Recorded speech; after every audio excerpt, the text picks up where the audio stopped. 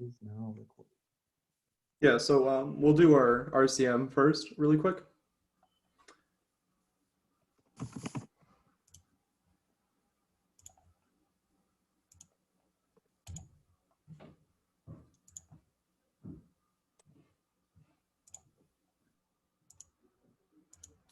Screen sharing is disabled right now. Yeah, I just fixed that.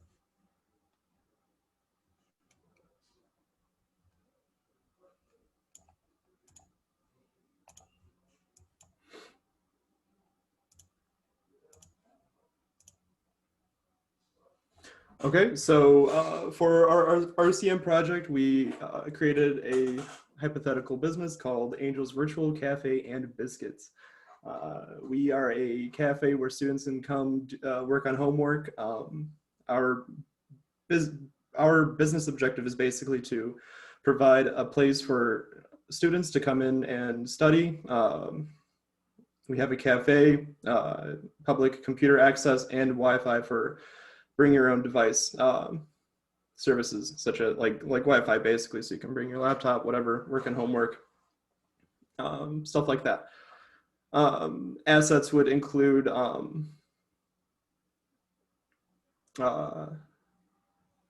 obviously workstations for students and employees, Wi-Fi, internet access, switch to wire, CAT throughout the building, a router, and a wireless access point. Departments would include accounting, IT, managerial, front desk, and cafe employees.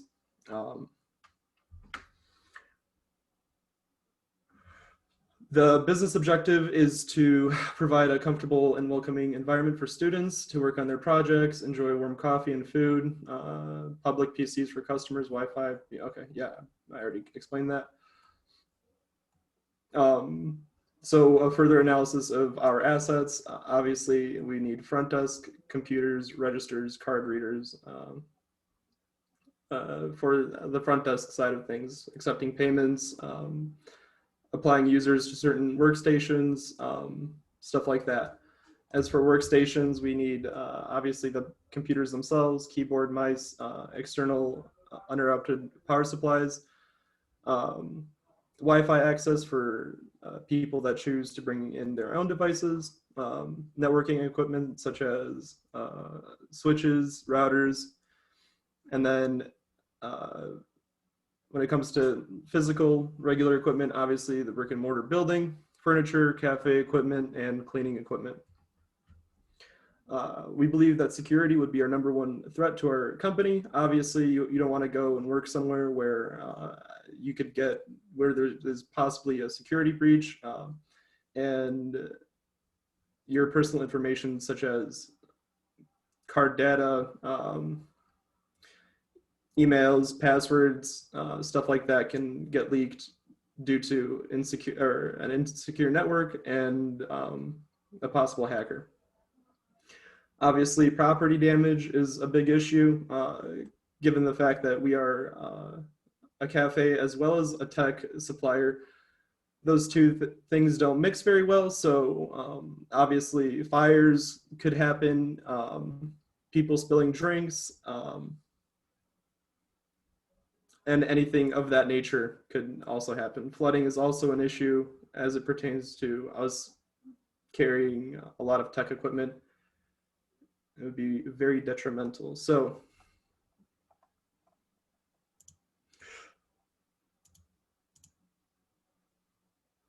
sorry, I'm just pulling up my notes. So quantifying impacts of threats and ranking controls. So assets such as customer data, we thought would be the #1 risk priority. Obviously, like I said, your customers wouldn't want to come here if they think that their data is at risk. So making sure that proper IDS systems are in place is very important to us. Network data, the possible vulnerability is an internal hacker. So making sure that data transmission is encrypted is very important. You don't want that stuff getting out. Public workstations, equipment damage. So our control for that is waterproofing workstations, having them hidden somewhere connected to an external I/O hub, so they can still access something like USB ports, stuff like that, that they need to connect to the computer itself. Although if there is a spill, the workstation itself wouldn't be damaged, maybe a mouse, keyboard. Obviously, those are much cheaper than replacing the entire workstation itself. Card readers, a big vulnerability to that is a network outage or a power outage. You don't want that going out because then you can't take in payments. You can't have a business if you're not taking in payments. Obviously, tech equipment is a big possible vulnerability. People like stealing things that are expensive, so cameras would be put into place to prevent that and deter. Obviously, if you see cameras in a building, you're not going to try to take stuff from it. Cafe equipment, due to the nature of them generating heat, they could cause a possible fire. Good control for that is fire extinguishers. Other property damage, including flooding and fires, regular safety inspections are critical.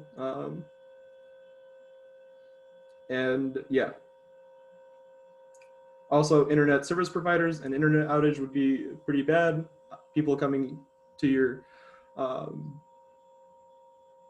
business to gain internet access, and that being out would basically nullify your business's point. So a good control for that would be having a wireless hotspot so that there's a backup that doesn't require an actual physical connection to the ISP. So here we have a section basically just explaining the threats and their controls, just like I explained. Obviously, I kind of already just explained these, but it's just kind of laid out more clearly in this section. Moving on, this is our actual RCM. I split it into two parts. So this is the severity of damage section.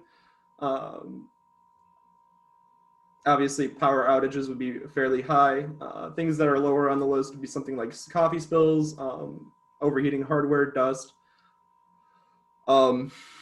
Those types of things, I think, are not as severe as some of the other things. Like I said, the controls that we have for coffee spills, having hidden workstations with external I/O hubs would kind of nullify the damage caused by coffee spills, although it's just something that, due to the nature of our business, we have to accept and understand, I guess. More severe things would be things like spyware, Trojans, keyloggers, network privilege errors, software vulnerabilities, hardware vulnerabilities, and yeah. This is the probability of occurrence side of the RCM. So like as stated earlier, coffee spills would be fairly high on there, although their severity would be pretty low. Power outages, obviously, PSUs are a great way of going about diminishing those. Fires, although unlikely, would be highly detrimental to the company. So a lot of the things for, as it pertains to software vulnerabilities, deep freezing is a big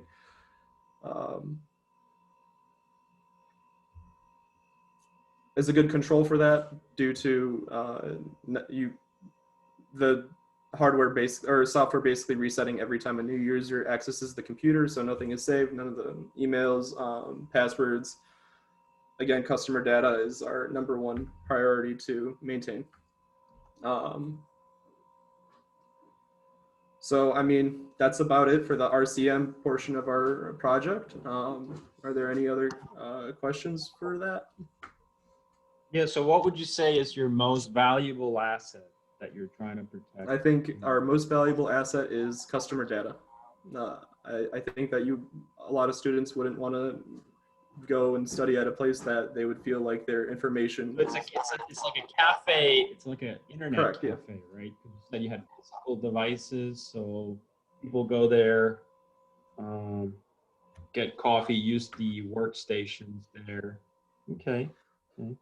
Yeah. We so I originally can thought see that going into this project that hardware damage could be a big issue due to the nature of it being a coffee shop and a tech supplier. But I think our controls for that diminished the damage or the damage possibility. All right. Great. Guys, do you have any questions for this group?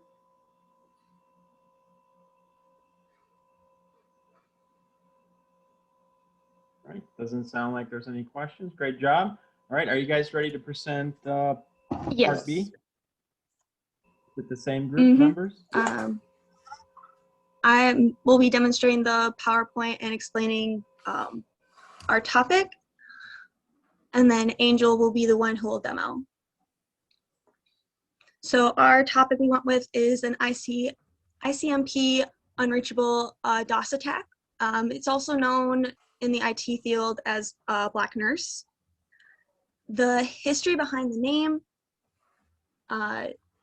it's known as Black Nurse because it was a blacksmith and a nurse who came across this type of attack. The attack itself is a low volume ICMP. Its known attack was discovered during the 90s, since then having become an ineffective form of an attack.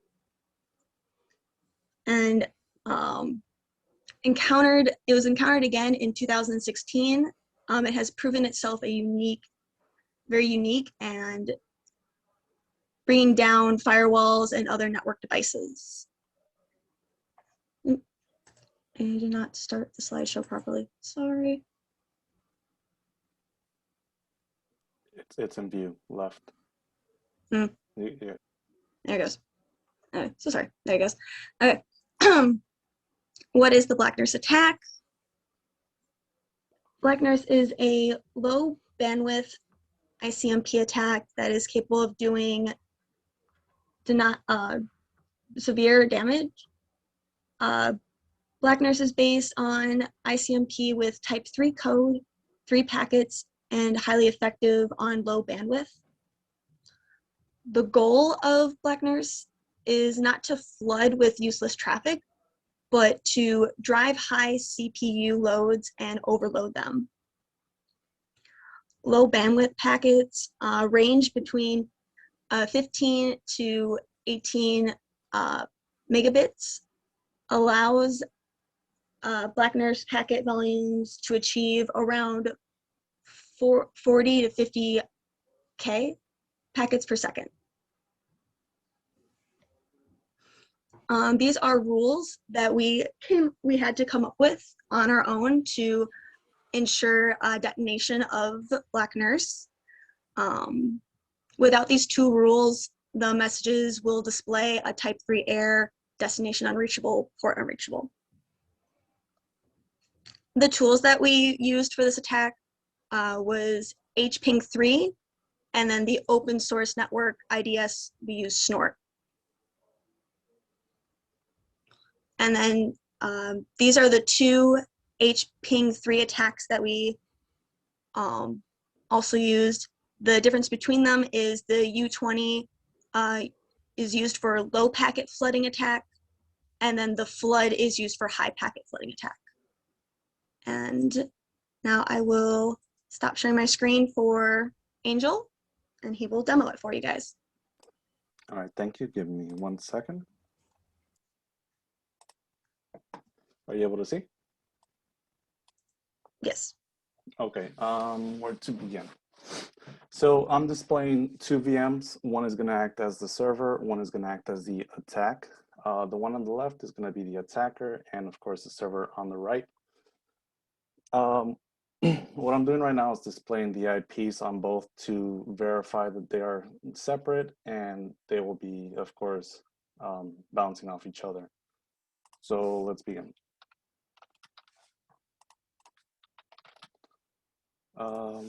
Let's see. So we're going to actually start with a simple ping, just because I wanted to actually display what it shows when a ping goes through.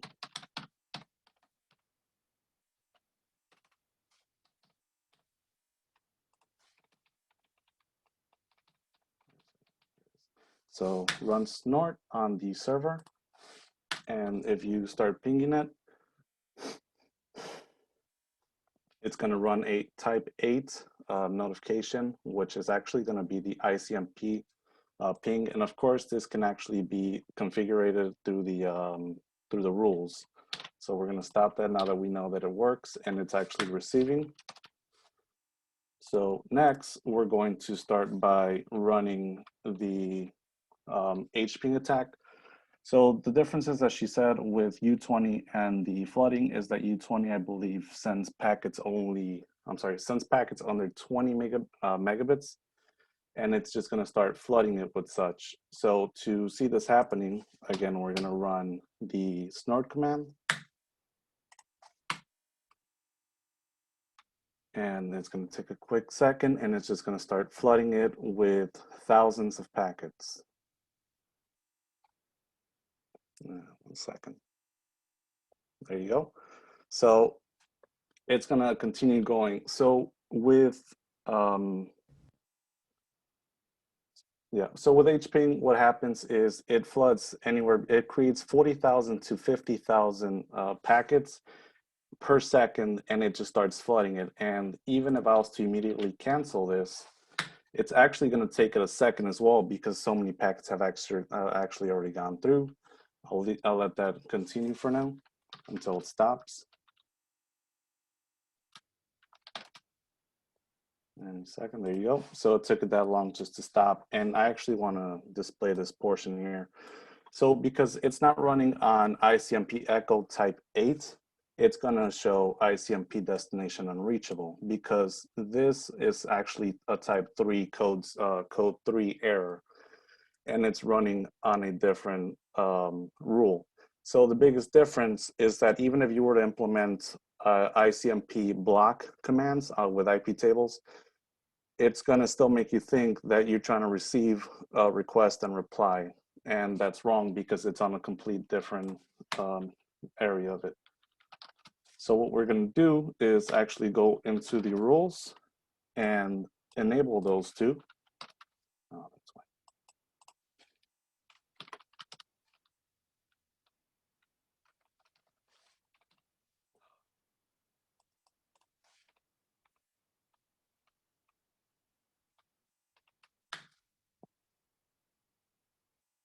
And as you can see, I have the two rules already added, but they are commented out.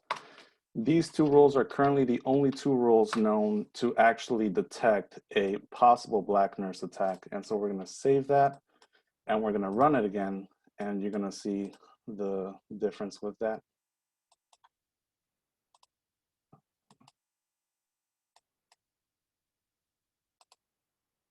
So now,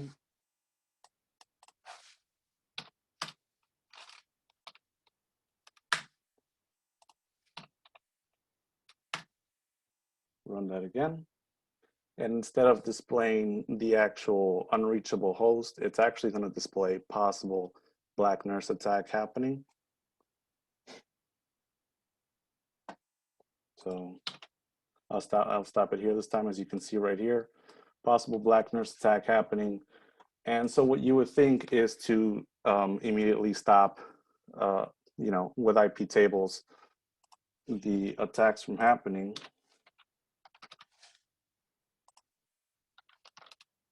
So what you'd try to implement would be an IP tables command.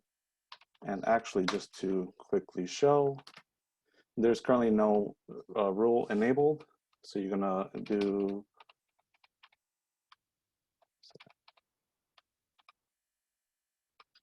here it is. So this is, I'm sorry, actually.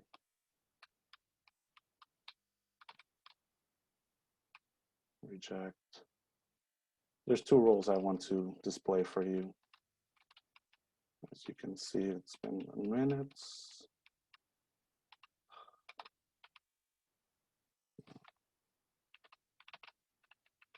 Sorry about that. I'm actually going to the other one. So we're actually going to reject ICMP packets from happening. And the reason why the Black Nurse attack is actually unique currently is because even by blocking the current ICMP items from coming through, it actually doesn't fully stop it. And you'll see that by running the snort command again and trying to attack with it as well, it's actually not able to fully stop it. So in the moment, this is an actual attack that some institutions are currently looking into fully stopping the attack against. And at the moment, there are some companies that try to assist with this. However, they do charge a heavy premium price because they have to implement a few different tools, and it's not an open source item exactly, as they're trying to actually make profit out of it. And so even by implementing IP table rules, it's not able to fully stop it. And that's what I wanted to display with this program, is the dangers of the ICMP unreachable host DOS attack. So, did you have any questions? Yes, can you go to the alert in the DDoS file and just explain a little bit what it is about that alert that triggers when you do this attack? This one? Yeah, just just talk a little bit about in the alerts. I think you said there were Correct. two. So What is it about it specifically that allows you to trigger that specific attack? So to speak on this, there's actually two slight differences. One is 13, one is 12. These two alerts were actually created simply to counter, oh, I'm sorry, not counter, but to detect a Black Nurse attack. And to give it more information on it, inside of the actual command set, they even give you the documentation PDF location as to get more information. So as Deanna mentioned earlier, this first came up in the 90s, and due to the low bandwidth attack, it actually became something no longer used up until 2016, where it was encountered again. And it was actually effective against current modern technology, routers, servers, and other network tools. So at the moment, it's talking about any external incoming packet being received on the type 3 code 3, which is the way that it's implemented in an attack. It'll then display the message, of course, and simply, again, just to announce it, it's just an alert. Afterwards, you're supposed to implement your own defenses, but at the moment, there's no real defense against it. It's a rare attack, and it happens over time, unlike flooding, where it automatically stops your service immediately as fast as possible. This will little by little send you thousands of packets, and it could take an hour or two, but eventually your system will get slow until finally enough time passes to where it crashes and you actually don't understand why. Because most network admins will look for flooding through type 8 code 0, which is ICMP requests, whereas this attacks on 3.3 instead of 8.0. Very nice job. Okay, guys, do you have any questions for this group?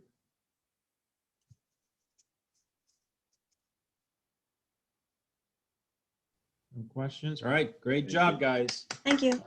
All right, who do we have next? My group will go.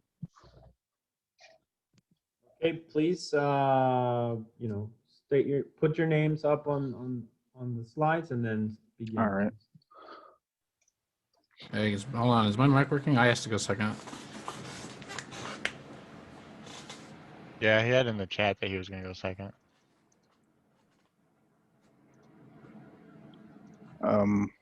Okay, I guess you can go then.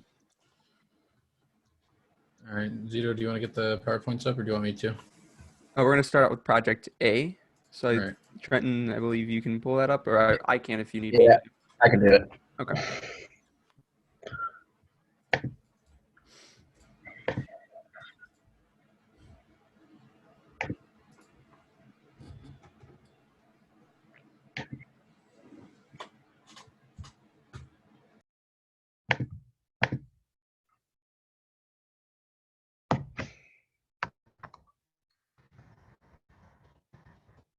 Okay, can we see that? Yeah, we can see it now. Okay. Alrighty, so this is going to be our Project A, the RCM. There's 4 people in your group. Yes. Yeah. We had approval for that because I couldn't find a group. Okay. All right. Let me get the names.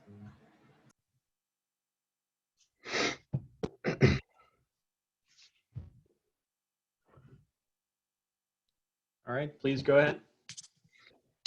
Okay, so we did our risk analysis assessment on A&L Incorporated. So we're going to determine the business objectives of A&L and determine all the assets, the possible threats, the controls that are in place, and then the risk assessment, and then I'll show you the network and also the diagram of the rack. So the business objectives for A&L Incorporated. A&L Incorporated is a construction and excavating company. They have a building that also has 4 other businesses inside of it as well. So they provide all customer service through email, phone, and walk-ins to all 5 businesses, including themselves. And then on the IT side of things, they provide the services to the faculty and the guests. They monitor and upgrade the faculty software and hardware. And they hold and upgrade storage for faculty. All 5 companies do have large blueprint files that are being saved daily.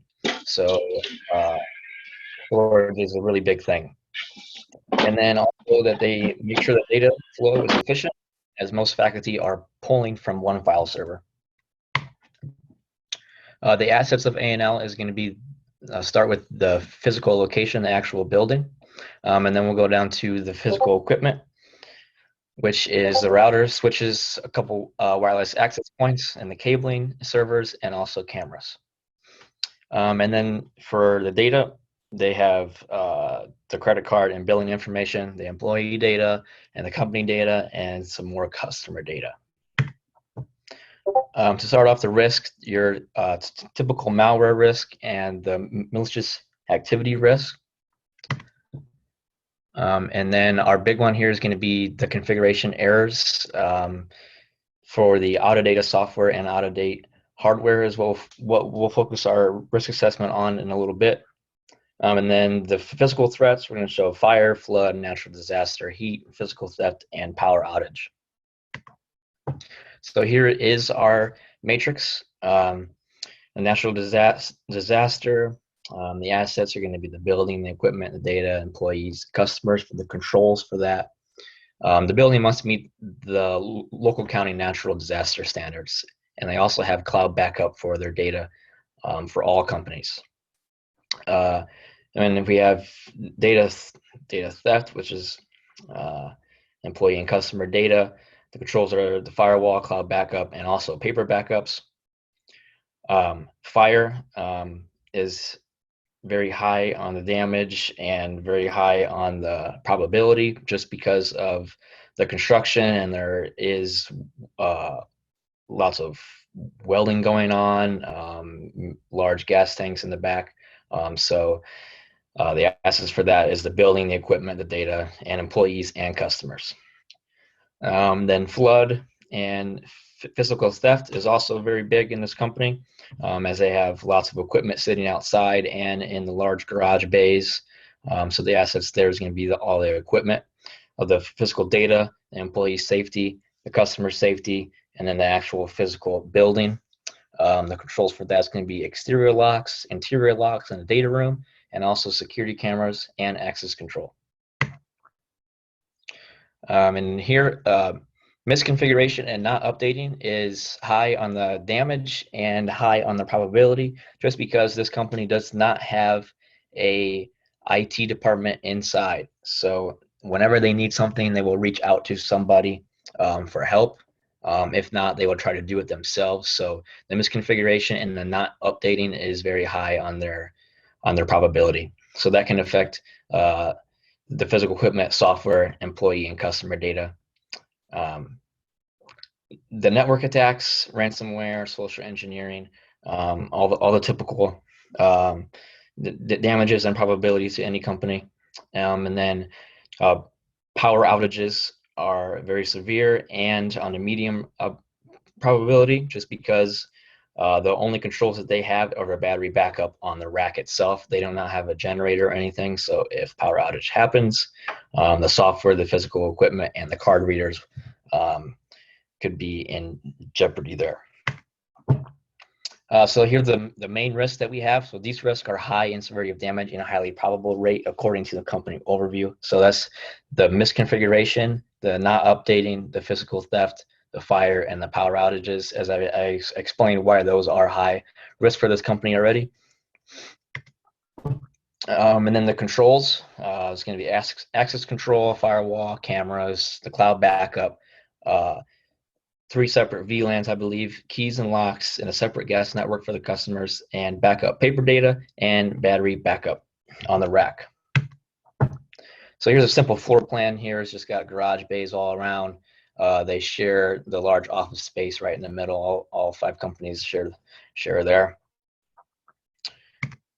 And then the network diagram here, as you can see from the ISP, is the modem to the router. We have one switch that goes to a VLAN, to another VLAN, and then to another switch which has another VLAN. So it's all, so the 3 companies are separated because A&L and the other company, they actually, A&L owns them. So they use the same server. They use a file server over here. That would be A&L's main company. So they provide services to the other 2 there. The access controls, and then they also give internet access to the security panel and all the cameras down below. And then just a little network rack diagram here.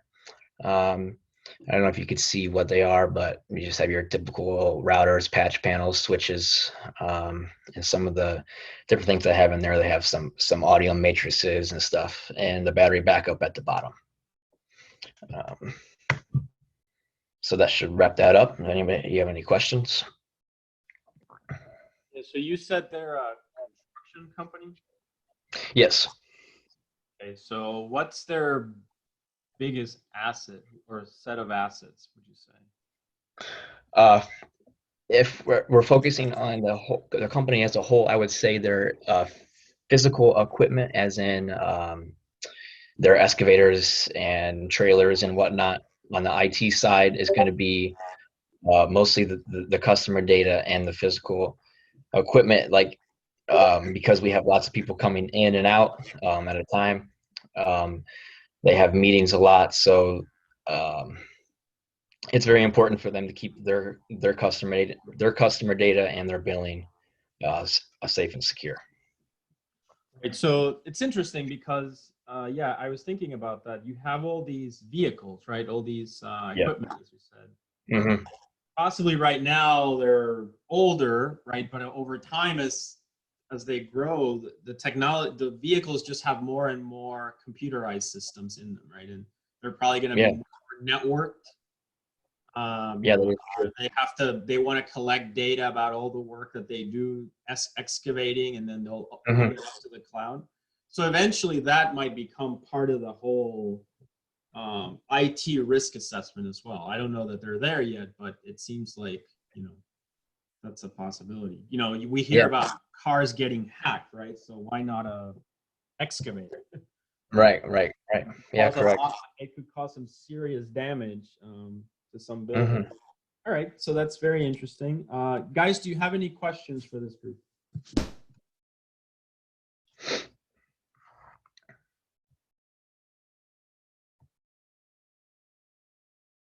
All right, no questions. So great job.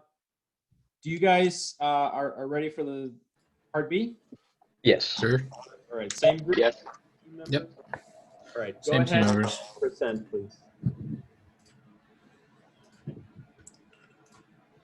Do you see the presentation in full view? I see it fine. You see it fine? All right, so we did our second project on pfSense firewall. So what is pfSense? It is a free and open source firewall and router that features UTM.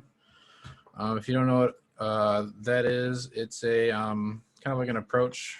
It's a unique approach where it uses a single hardware or software install for multiple security functions, as opposed to having individual things for different security functions. And it also has load balancing and multi-wide area network support if you have multiple ISPs. So like you can have Xfinity as your main, and then you can have AT&T as your backup if there's an outage. It's a version of FreeBSD, and it's closed and open source, available at low costs.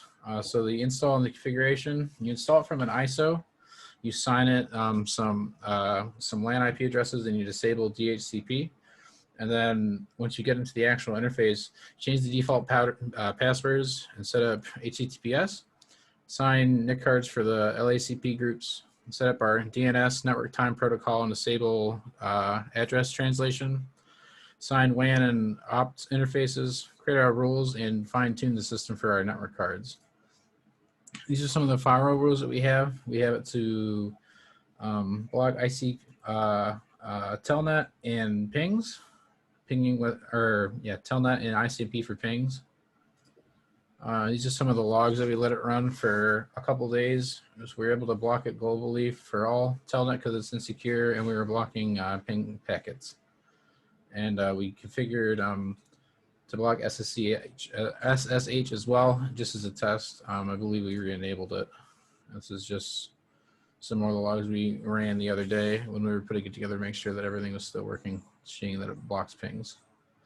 And now we have our port forwarding example because we use we had it configured with 3 virtual machines that all route through the firewall that was set up on a 4th virtual machine. So this is some of the port forwarding that we had to use to get some systems to work. And now Anthony is going to do a demonstration, and then we'll have questions for anybody who has any. I would just like to add, I'm another group member that is also a router. It's not just a firewall. So that's what makes it also so secure. You can also implement a lot of other logging tools like Graylog through it. So it's a lot community friendly comparatively to other firewalls and router systems out there. Okay, so you guys should be able to see my screen now, right? Affirmative. Okay, so this is just to go over like what the actual network should look like and what it's configured to look like, but VMware is kind of weird. We have one VM that's on a .3 network here. That's just the seed 21 over here. And then the Kali VM and the seed VM are 2 other ones that are on a .4 network, and they can communicate through the other, through the pfSense router VM. So that's just how this is, just a visual for you to like internalize how this is working.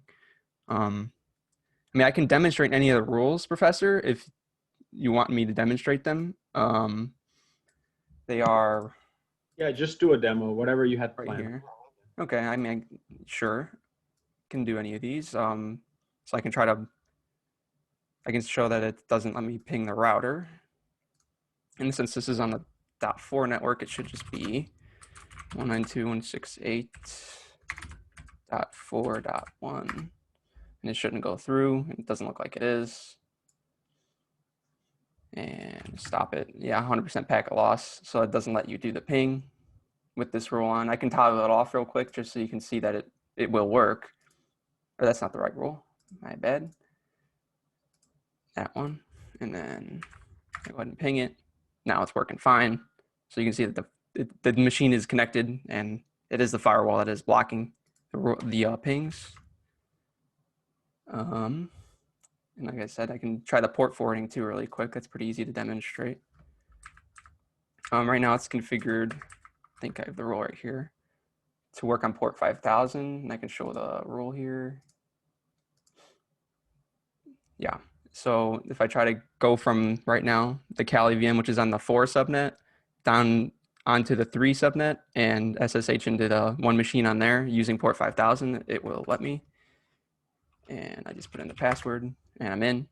I'm into the other VM. I don't think there's really anything on here that's special, but the port worked at 5000 as intended. Like I said, I can also demonstrate the other rules, but I know we're kind of crunched for time, so I mean. Yeah, just so the PF Sense, it's installed on Linux. It's like its own machine itself. Like Oh, it's this its is the own actual VM. machine. It's a VM, yeah, the virtual machine. This is the actual, I guess, interface for it. It's just the command line, really. Ph.D, so it's like a Linux. Yeah. But it's already, you guys already grabbed that VM with it on it. Okay. Yeah, and we configured it to work on our little network here. And this is just a web interface. But I it's should have got clarified that. interfaces. Does that Yeah. PF Sense come with a terminal? Yes, it does. Does this? Can we just quickly take a look? And this is the terminal here for the PF Sense, and then here there's actually 3 cards on here, just so I can get the network to work correctly in VMware. And it runs on FreeBSD compared to Linux, which is a nice thing about that. Get that. So can you do IF config there or no? I don't believe we can from here. I haven't tried it. But terminal emulator maybe.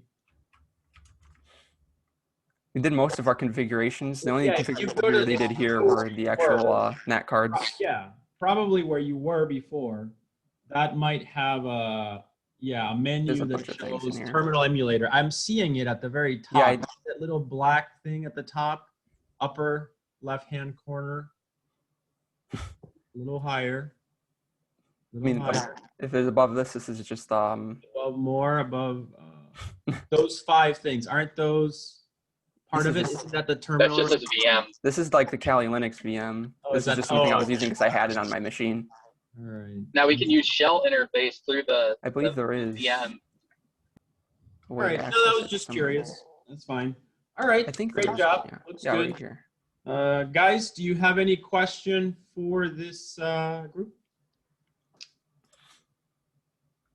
I can stop sharing. Any questions? No questions? All right, great job. Thank you very much. All right, so who would like to go next? Guys, so who's next? I know there was a group that was going to go, and then they stopped. Jonathan, Dinga, are you guys ready? Or can you guys do Yeah, we're ready. Go ahead. All right.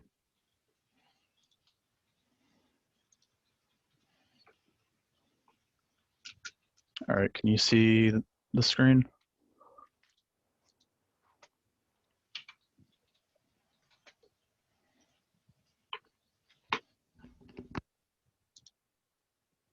Can you see everything? We can see it. Okay. All right, so this is the risk analysis and assessment of the company current technologies. Okay, so some information about the company is we are a Cisco certified learning partner, and they provide certification training, testing, virtual labs, and consultation located in Portage, Indiana. And they have different departments for accounting, reception, testing, and training, and you'll see that in the network diagram. The business objectives are provide training for various Cisco, Microsoft, and CompTIA courses, network consultation, training courses and labs on site and virtually, provide a testing center for certification exams, and keep all employee, customer, and client data secure. Sorry, you may want to go to the the display settings and just click on the upper left-hand corner, yeah, display settings. Click on display settings. Yeah, and then just say. Oh, okay. Yeah, I have multiple monitors. That's why. All right. So some of the assets at Current Technologies, we have them divided into two different types, physical and logical. The physical assets are office building and storage, networking equipment, end user devices, teleconferencing equipment, and the data center. And the logical assets that are there are employees, customers, client data, network configurations, intranet, and company applications. Risks are denial of service, ransomware, data loss, spam, Trojans, social engineering, natural disasters, theft, and fires. So here's the RCM that we made for the company. You can see that we have listed all of our threats, and we have it color coded with the severity of damage if one of these threats happened, and then also we have the probability of one of the threats actually happening to the company. So you can see that spam and Trojans are, the probability of getting spam and Trojans is obviously very high, and but also because it's so common, it's a little bit less severe because there's so many different ways to mitigate it. So for an example, for spam that might affect the intranet, and we have controls like spam filtering and things like fire obviously correlate to physical assets like office building and storage. And we have controls to mitigate that, like a disaster recovery plan and fire alarms. So it's pretty self-explanatory. Primary risks of the company are DDoS attacks, ransomware, natural disasters, and social engineering. So the threat controls that we've implemented are things like firewalls, intrusion prevention systems, access control lists, VPNs, antivirus, malware. We use encryption, spam filtering, as I said before, and fire alarms, disaster recovery plan. And there's also security cameras on the company property. And then this is our network diagram. You could see all the departments, the data centers, and the web servers here. And that's about it for the Part A presentation. So again, the question I'm asking everyone. So what's the most important assets that you're trying to protect? Most important asset would be the data center because that houses all the company's data, including the customer data, employee data, orders, all sorts of things like that. So you said it's like it's a learning center, so they must have the student, keep track of the student, things, right? Information. If you lost the data center, it'd be a huge blow. You couldn't even do any of that. Yeah. Okay, so certainly you got to protect that. And it's a classic data center, so all the classic data center controls, basically, is what you're saying. Right. Right, okay. All right, any questions for this group, guys? All right, I'm not hearing any questions, so are you guys ready for Part B? Yeah, I'm gonna hand it over to Jonah now. All right, go ahead.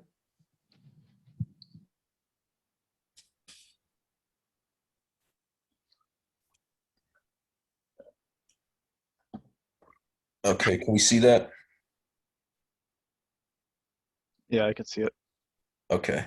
So for Part B, similar to the Snort Lab, we chose an IDS to install, and we chose Suricata, which Suricata is out of the box. It's an intrusion detection system like Snort.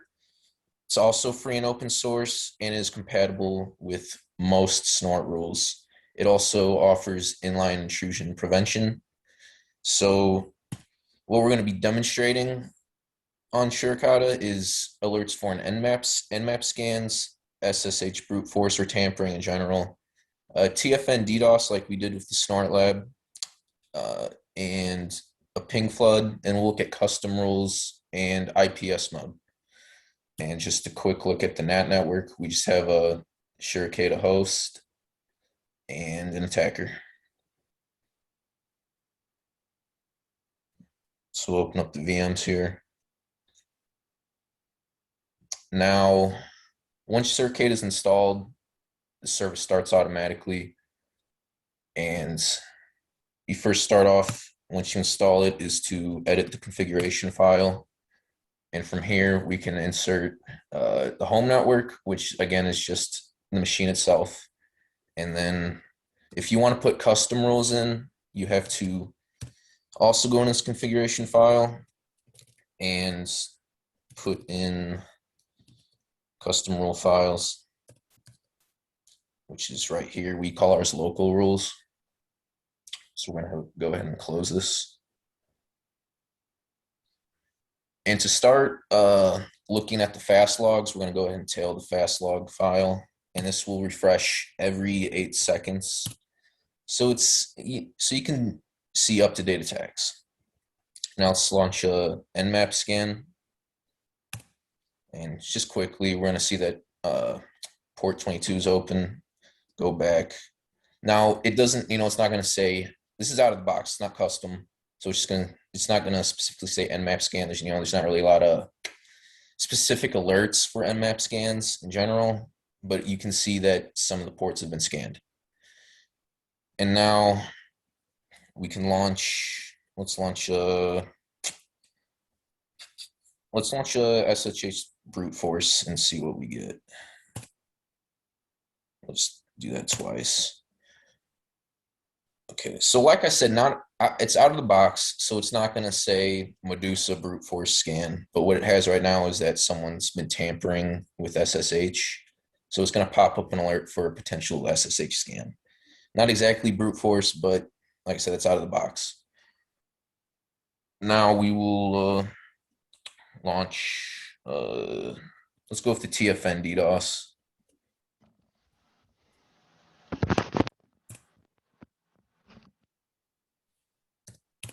Just send 3 quick packets, and you should recognize this alert because it's actually the snort rule. We went ahead and put it in the actual custom log files,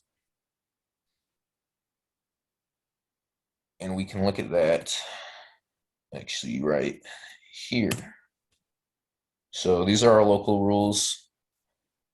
We've got one for the ping flood, which I'll probably just show last because it might break the VM. Maybe we don't have to show it for time purpose.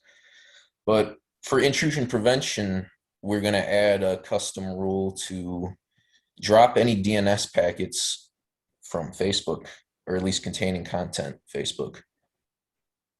So we're going to throw this in here. Save it.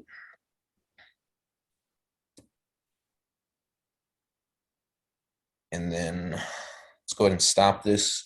Every time you edit the rules for Cicada, you have to update.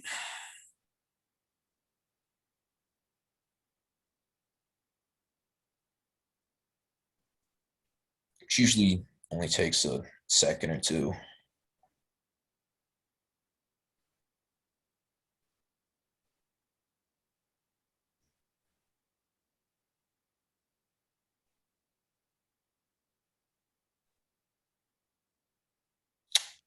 Well, let's look. I should probably mention that intrusion prevention mode, you have to actually put in these 2 IP table rules to forward traffic to Cicada.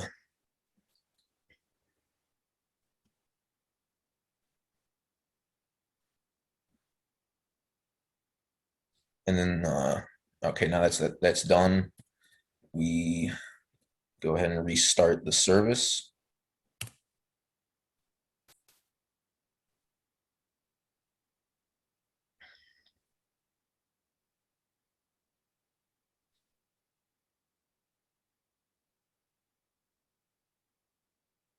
Which also usually takes a second or two, but of course, when I'm presenting, it wants to take a minute. All right, now this command right here is to start Cicada in IPS mode.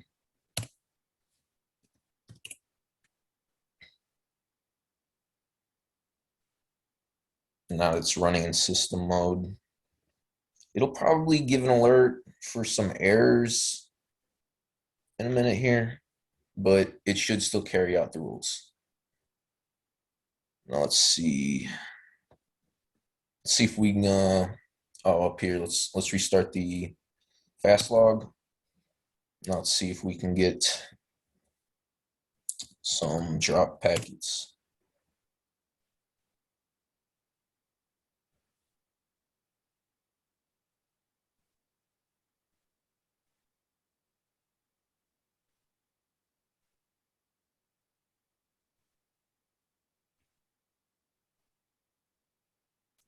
I should have screenshots of this for a lab report in case we don't get any drop packets. But Well, the page is cached, so that could be a possibility. oh yeah, you're right. You're right. All right, so let's just move on to the ping flood. Like I said, I have screenshots of drop packets for when we turn in the report or whatever. But finally, we'll do the ping flood, which you should. I mean, it'll stop it because that actually freezes the VM. See, we have alerts for spam packets, but let's see. We might be able to find our custom alert in here.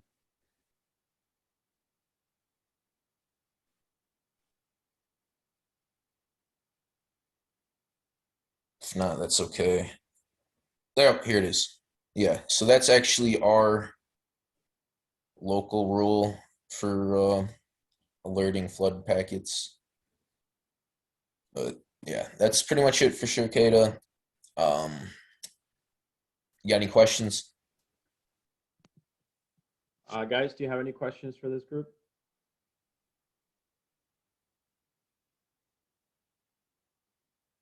All right, doesn't sound like it. Great job. Thank you very much. All right, so who is going We'll next? go next. Okay, guys, get started. All right.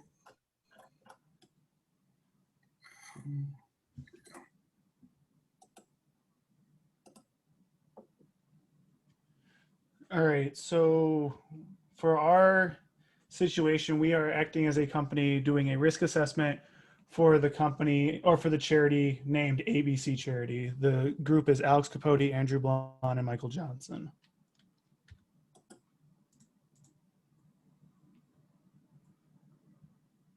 Yo, is Andrew here? Get started. All right, so for the project, the scope, we had several points we wanted to make sure we checked off. So first, determine what the objectives of ABC Charity is, what their goals are, what they do normally, what they ask of their network. Determine the assets and threats to said assets they might have, then perform the risk assessment and create the matrix to give a quick overview of what those would be, determine the controls, and then get a network topography for reference. So for the charity, we found that their main objectives are to have events such as fundraisers, helping others with fundraisers, donors, community events, scholarships, and others of the such. And going on to their assets, their I can.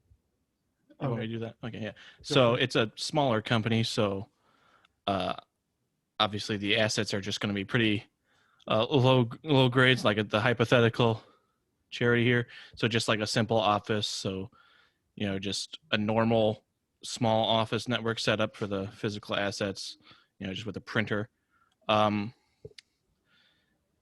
don't think they're going to have a dedicated IT team for like a 5-person group here. That's the assets there. So on the risks, the working with the charity, we found for this one specifically, malware and viruses are somewhat common, and while not quite as common, but like DDoS attacks, phishing and spam were very common ones for them to be experiencing. And then there's also what we have considered much less common risks, which are hardware failure, fire, natural disasters, and theft. And since it's a small team with not really anyone else besides them coming in and out, we have decided that theft would be very low on the risk.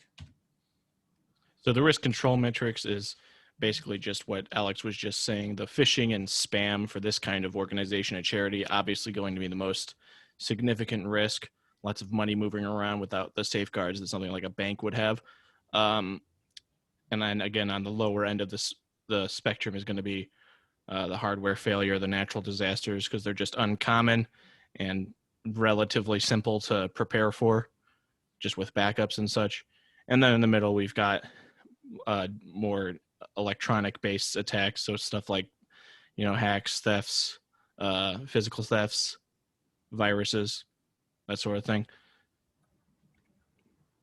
So for the risk, we wanted to emphasize phishing and other such attacks, because the most important thing for this company is the data they have from customers, from donors, the information they give and assist with other people in the community. That is their number one goal. So that is the number one thing that anybody looking to do malicious activity would be looking for.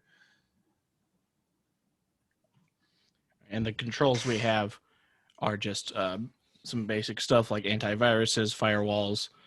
For the hardware, we're just going to have regular maintenance and updates, probably from a third-party contractor type of work there. Again, probably not a dedicated IT department doing that.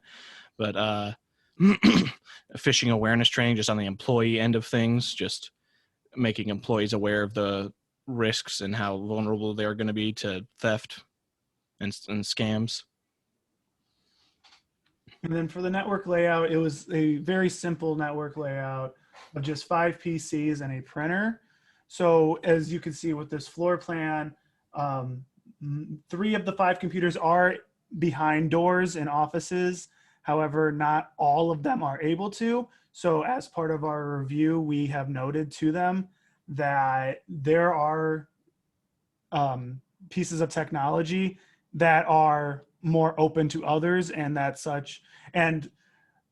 is something that should be taken note of and potentially addressed very soon. Is there any questions? Yeah, so what is the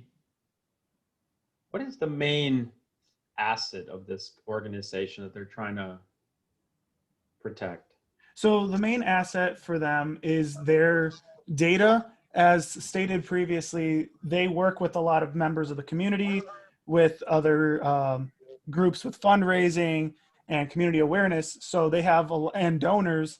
So they have a lot of information that's not only first party to them, but third party to others. And safeguarding that information is the primary concern, because without that, not only does their credibility and reputation suffer, but it can potentially branch off to other third parties, spreading havoc. Right. So the main business that they have is to collect money, right? Through fundraising events. And so how are they collecting this money? Just people send checks via the mail, or is it like an electronic deposit? It's mostly locking in checks and cash.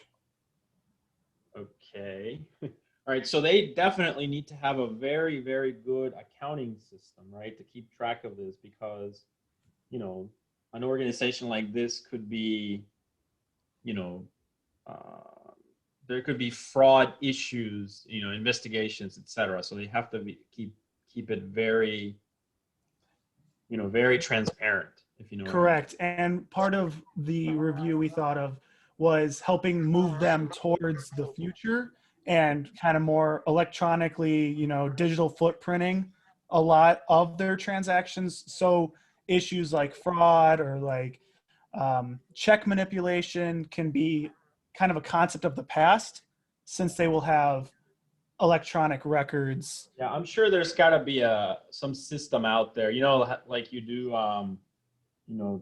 TurboTax, right? So there's got to be something similar for charities, and using something like that, it's probably important. So there's good transparency. Everything is recorded really well, pretty secure. All right. So I just wanted to point that out. So sounds great. Are you guys ready for your second part? Yeah. And Mike will be taking that one. Go ahead. Okay, just Same, give same me. group, right? Same group. Yeah, same group, same group. Oh.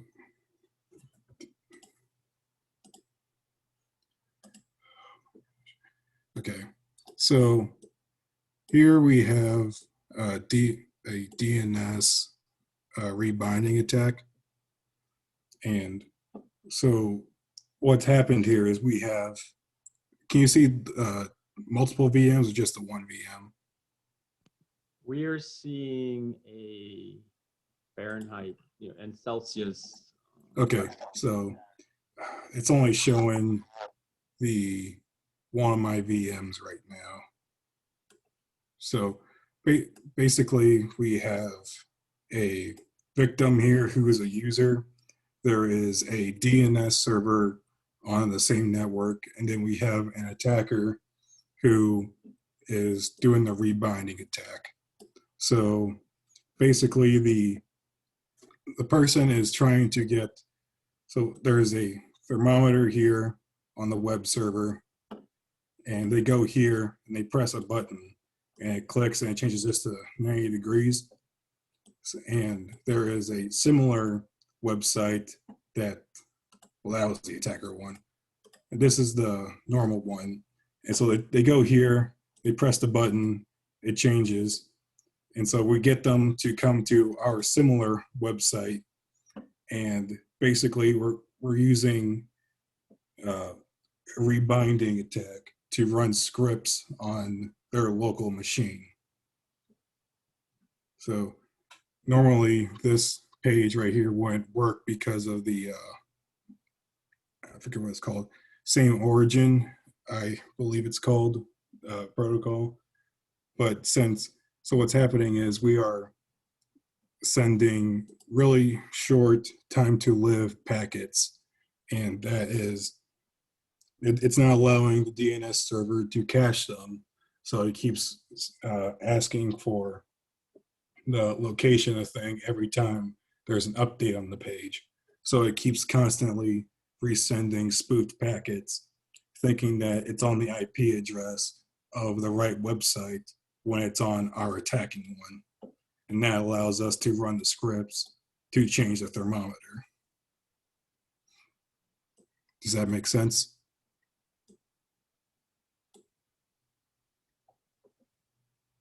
So you're saying somebody is going, there's a client and they want to go to this one, Seed IoT 32.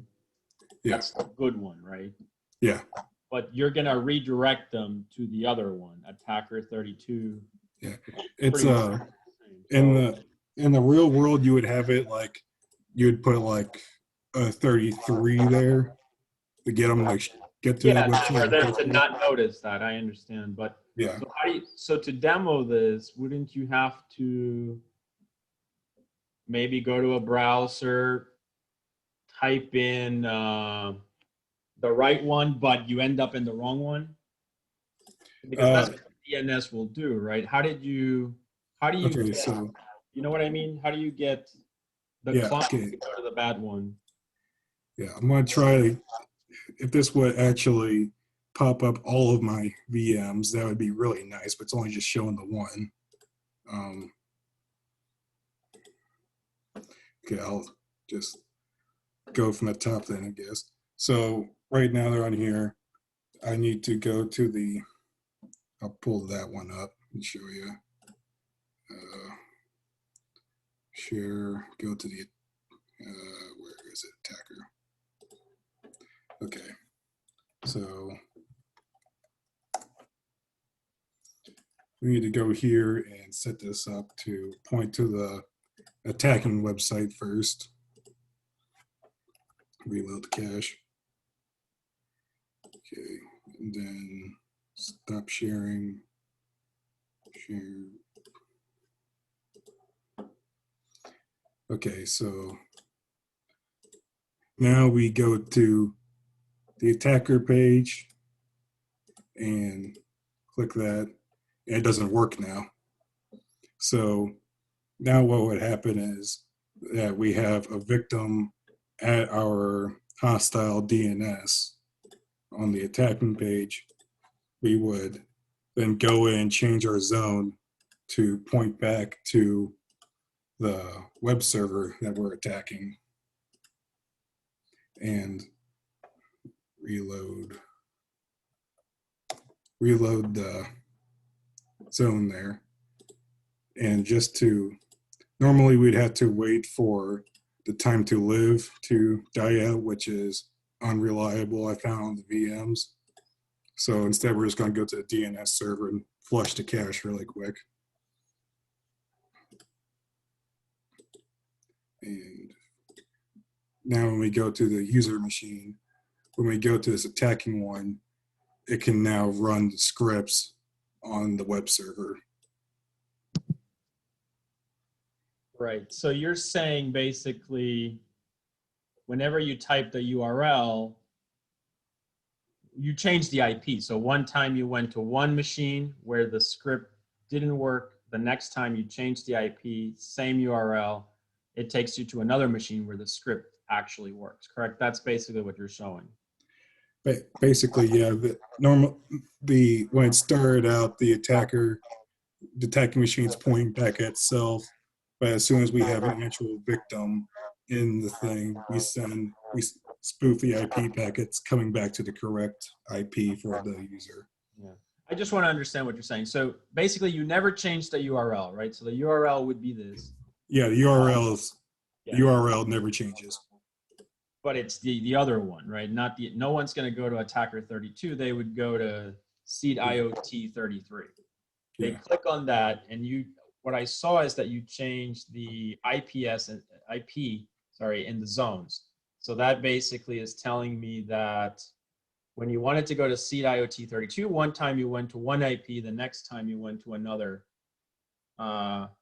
IP, correct? Yeah.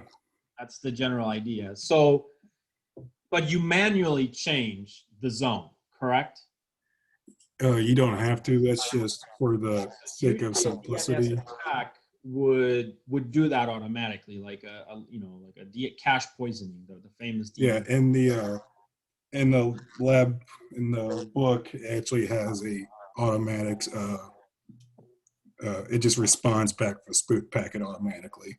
Yeah. So I'm just curious. So this looks a little bit like the presentation we had Tuesday with the Venus group. So is there any difference between this one and that one, or are you basic? So maybe put it in that context, right? Is this supposed to be different from that one? Yeah, this is different. In what sense? Because we are not actually.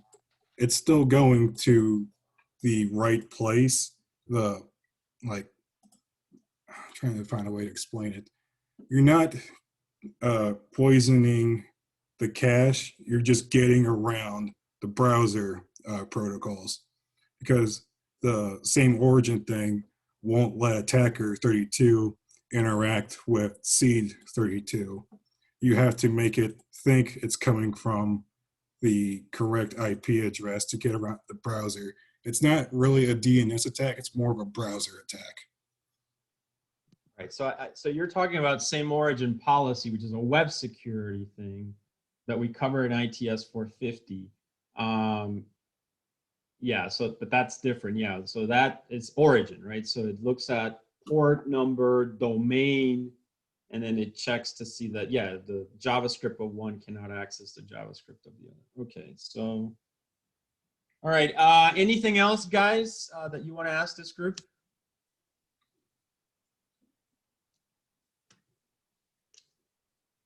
All right, so great, thank you. No questions, all right. So do we have another group presenting? Yeah, we're going. Ryan, okay, guys, get started. All right, so should be able to see my RCM document, right? Ryan, who's in your group? It's me, Sydney Smith, and Brandon Bearhead. Go ahead, please start. Okay, awesome. So the company that we went with is a company named Cloudbusters. They're out of Crown Point. They basically are a technical solutions provider for both residential and commercial clients.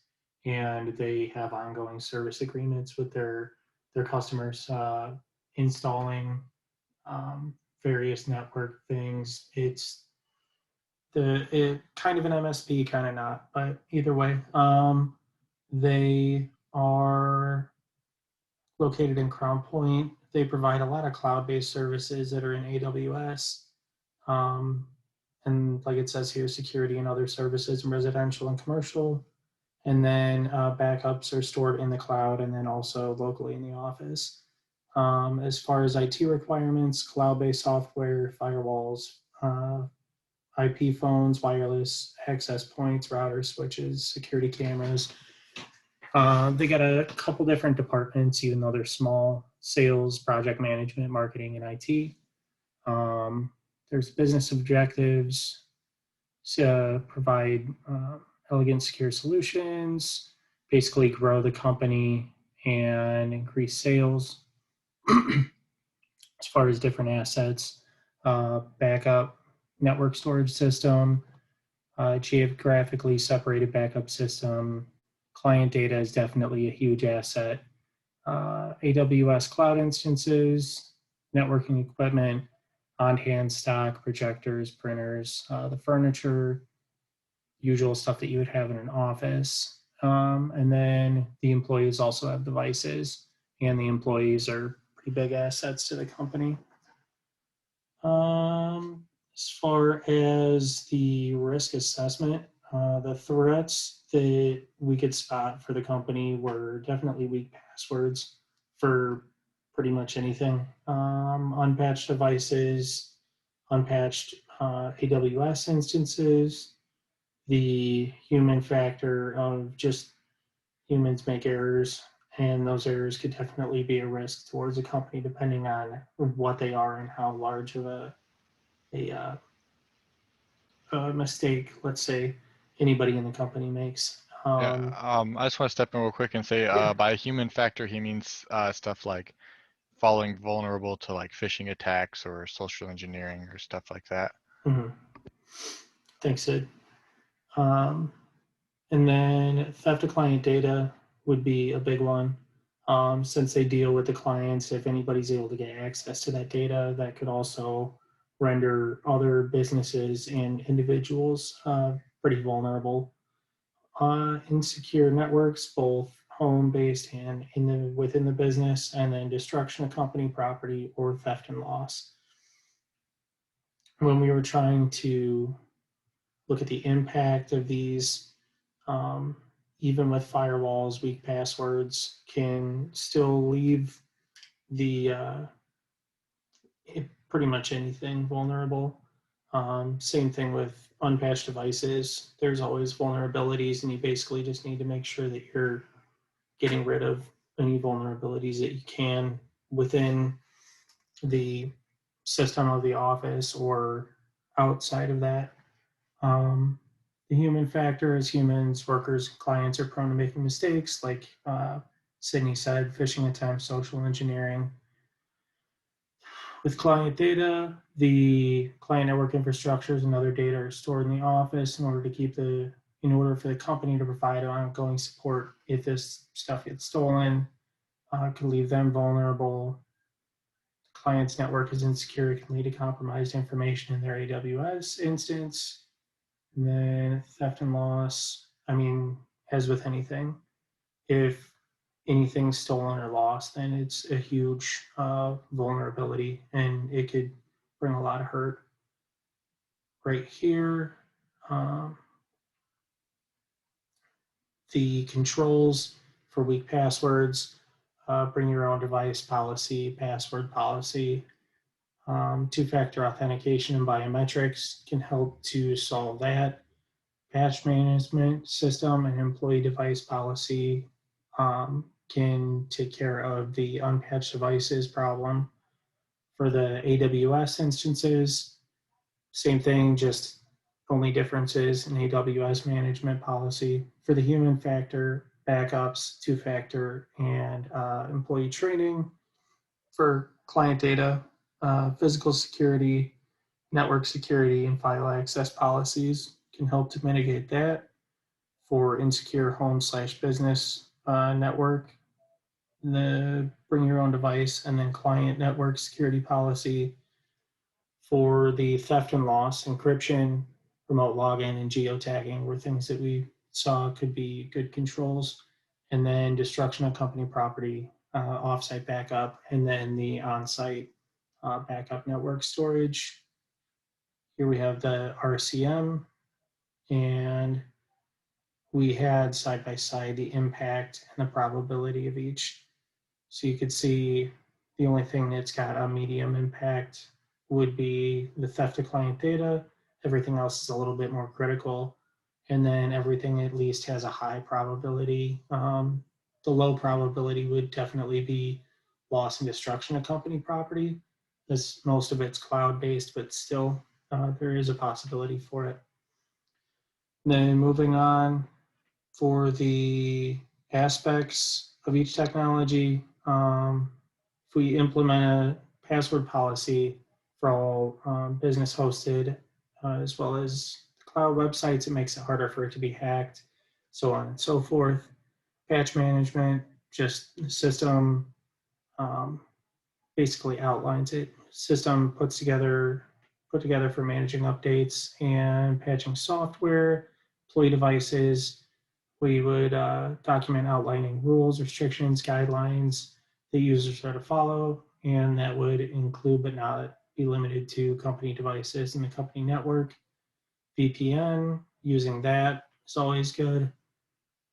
Bring your own device policy covers the business definitely, just because then you specify what can and can't be used. Penetration testing, both inside and outside, can definitely help since everything is more network based. That'll help out a lot. Encryption policy, just what standards the company is going to accept and not accept, and then employee training, just for best practices on different things. And this is roughly what it would look like. Here's your remote users and clients. And then here's a VPN connection through the internet, go through the firewall to the router, can access the server, and then also get access to the other users in the company. So does anybody have any questions? I know I went kind of fast, but. And our diagram is actually a bit weird. We meant for the firewall to be between router and switch one. Yeah. I kind of created a demilitarized zone. We just messed up the image a little bit. Yeah. All right, great. So what's the most important assets that you should protect for your organization, do you think? See, we were really split on that. We would say that the asset that needs to be protected the most would be the client data, because if that gets out, everyone would lose faith in the company, and then there would also be like financial repercussions. But I would say the most critical as far as the future of the company would be the AWS cloud instances, as that's what actually holds all of the work that our clients would need, and that's like what would make us the money. All right, great.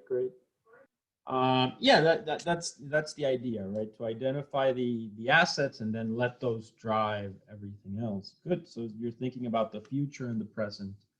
Great job. Guys, do you have any questions for this group? Okay, Ryan, are you guys ready for part B? Yeah. All right, go ahead then. Same group, correct? Correct. Yeah, same group. All right.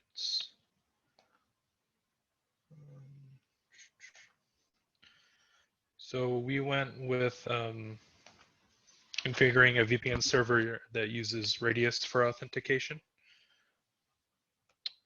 So the overview is the user will connect to the VPN server, and then the VPN server will authenticate using Radius, and then Radius will use Active Directory credentials in order to approve or deny the user.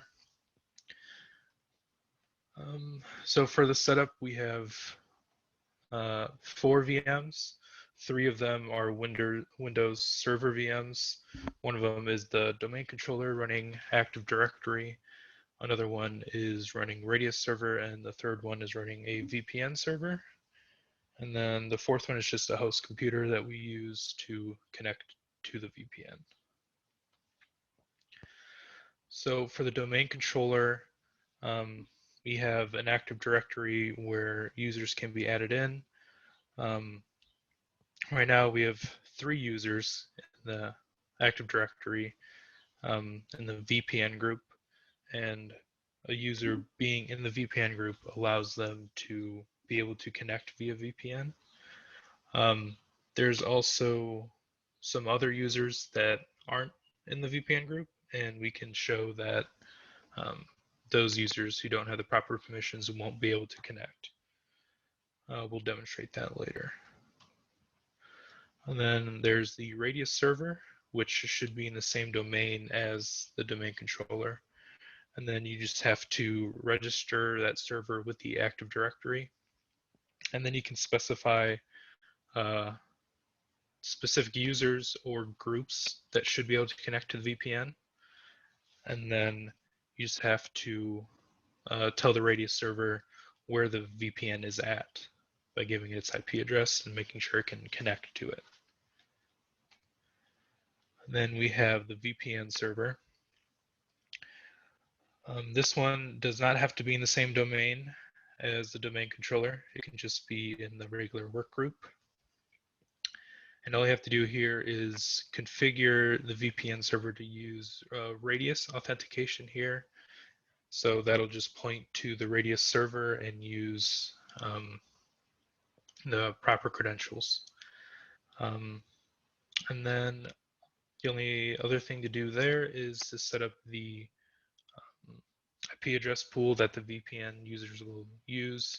If you have a DHCP server, you could just connect using that. For our application, we just did a static pool of addresses. And then once that's all set up, you can just go to the host machine and then create a new VPN connection, and it'll ask for credentials when you go to connect, and you just use the credentials in the Active Directory. And that is it. So I'll let Sydney share, and you can kind of go through the VMs and demonstrate it a little bit.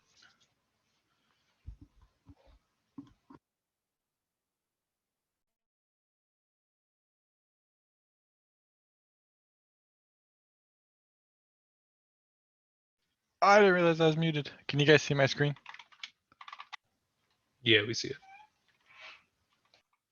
Jesus Christ, I can't type. So this first VM is the domain controller / Active Directory server.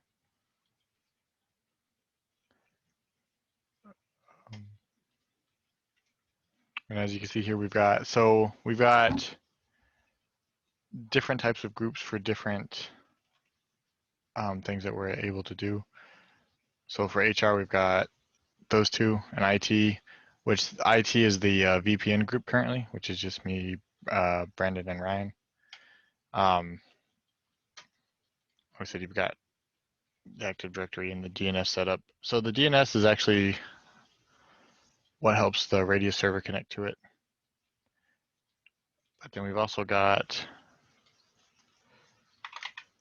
come on now,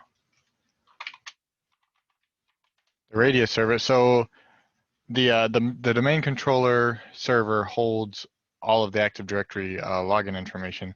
The Radius server basically just connects to that whenever you're using the VPN to make sure you are who you say you are and that you can access what it says you can access. As you can see, we've got file and storage services and then the actual key recognition system. And then on our actual VPN server, that's all it's doing is a remote access server. And you can see currently there's no one logged in, but in just a second, Brandon will log in on his and it should show up here.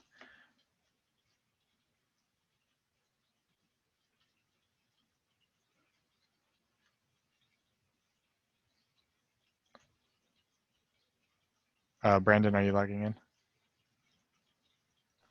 Yeah, I'm connected, so it should be Okay, yeah, so you can see here now which user is logged in, what their IP address is, and specifically about this IP address, I'm not sure if I can.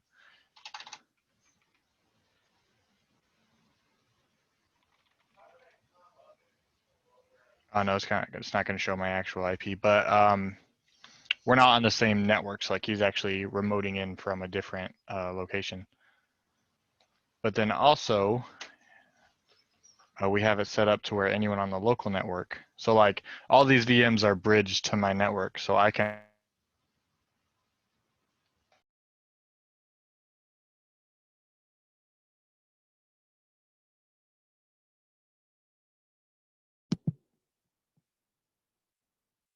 Guys, I think you may have lost him, or is it my connection that broke?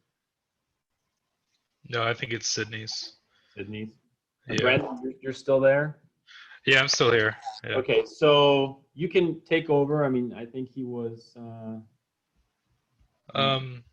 Yeah, he was just going to show that he can connect as well. Although if you don't have the proper configuration set up on the host machine, on your host machine, then you'll lose internet connectivity for a little bit. And that's just something you have to change on the client side. But you're connected, correct? Can you share your screen and just show that you're connected, maybe? And yeah.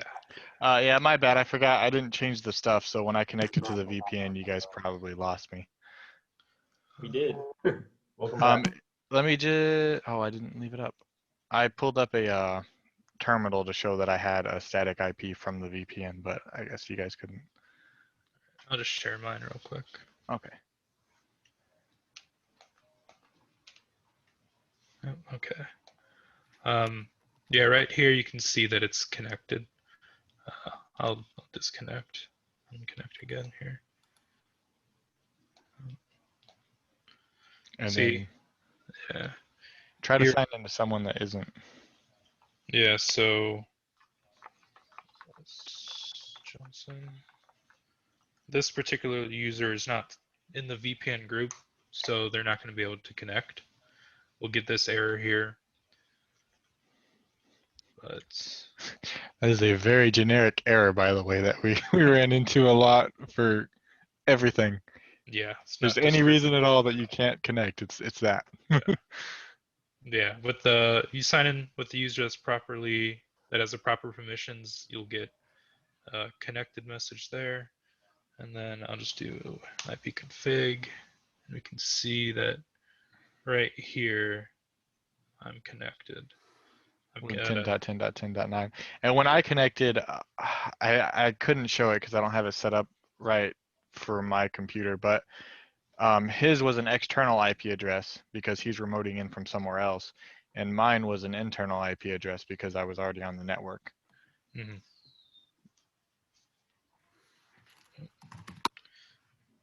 And that's basically it. All right, so good. So Brandon, you are remoting in from your home basically to Sydney's home, where he's got his, so he set up the VPN server, the Radius, and Active Directory. Is that correct? Yeah, that's correct. Okay, Sydney, so you had to give Brandon your external IP of your firewall. How did he get through your firewall? Because the server is behind your firewall, correct? The VPN server? Mm-hmm. We did port forwarding. Okay, so you punch the hole through your firewall, and then he hits that, and then he goes to the VPN server, correct? Mm-hmm.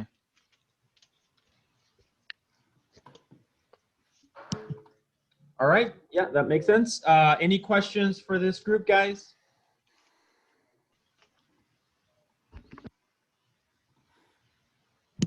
No questions. All right, great job, guys. Great job. Sorry, I would ask more questions, but in the interest of time. So great, excellent job. Who is going next? Our group is going next. Griffin, Joey, and Michael Miller. Okay, go ahead.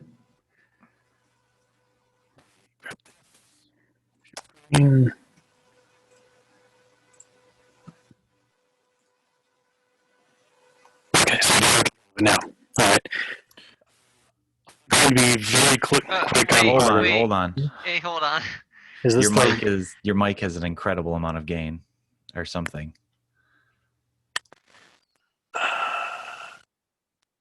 Give me a moment to try to fix.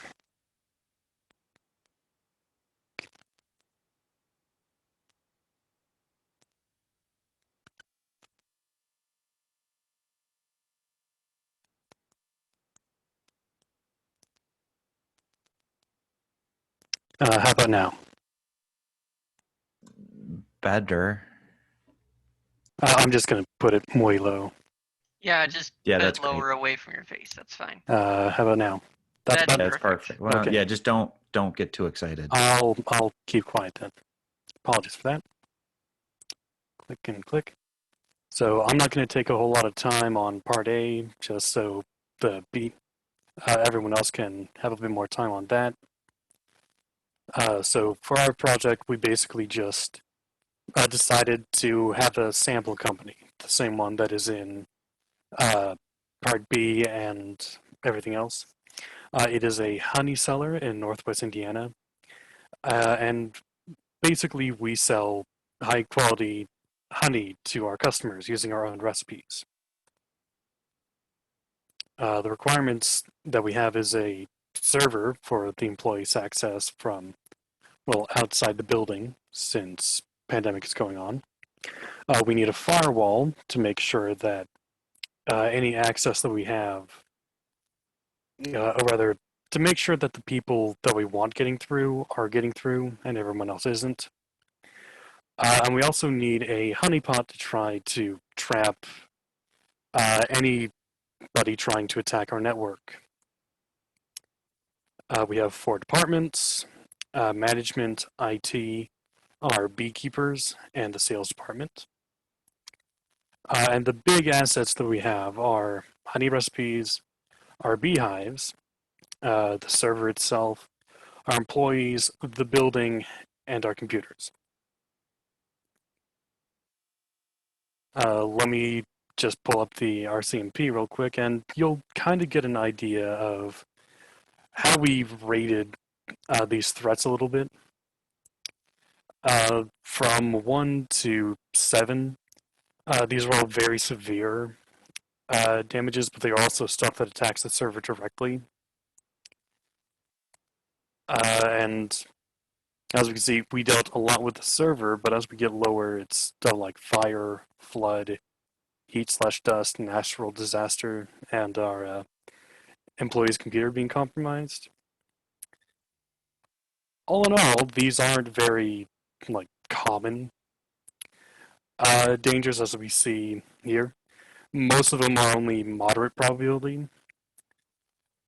But the big thing for us is like heat and dust getting into our physical equipment, or someone trying to steal our honey recipes. Most other things are of moderate probability. And are there any specific questions after that extremely quick run through? So just the same question. What's your most important asset that you need to protect? Our most important asset is our honey recipes, because we're coming from a old store that basically upgraded recently. So a big selling point of our company is our recipes. If those get lost, then we lose our edge.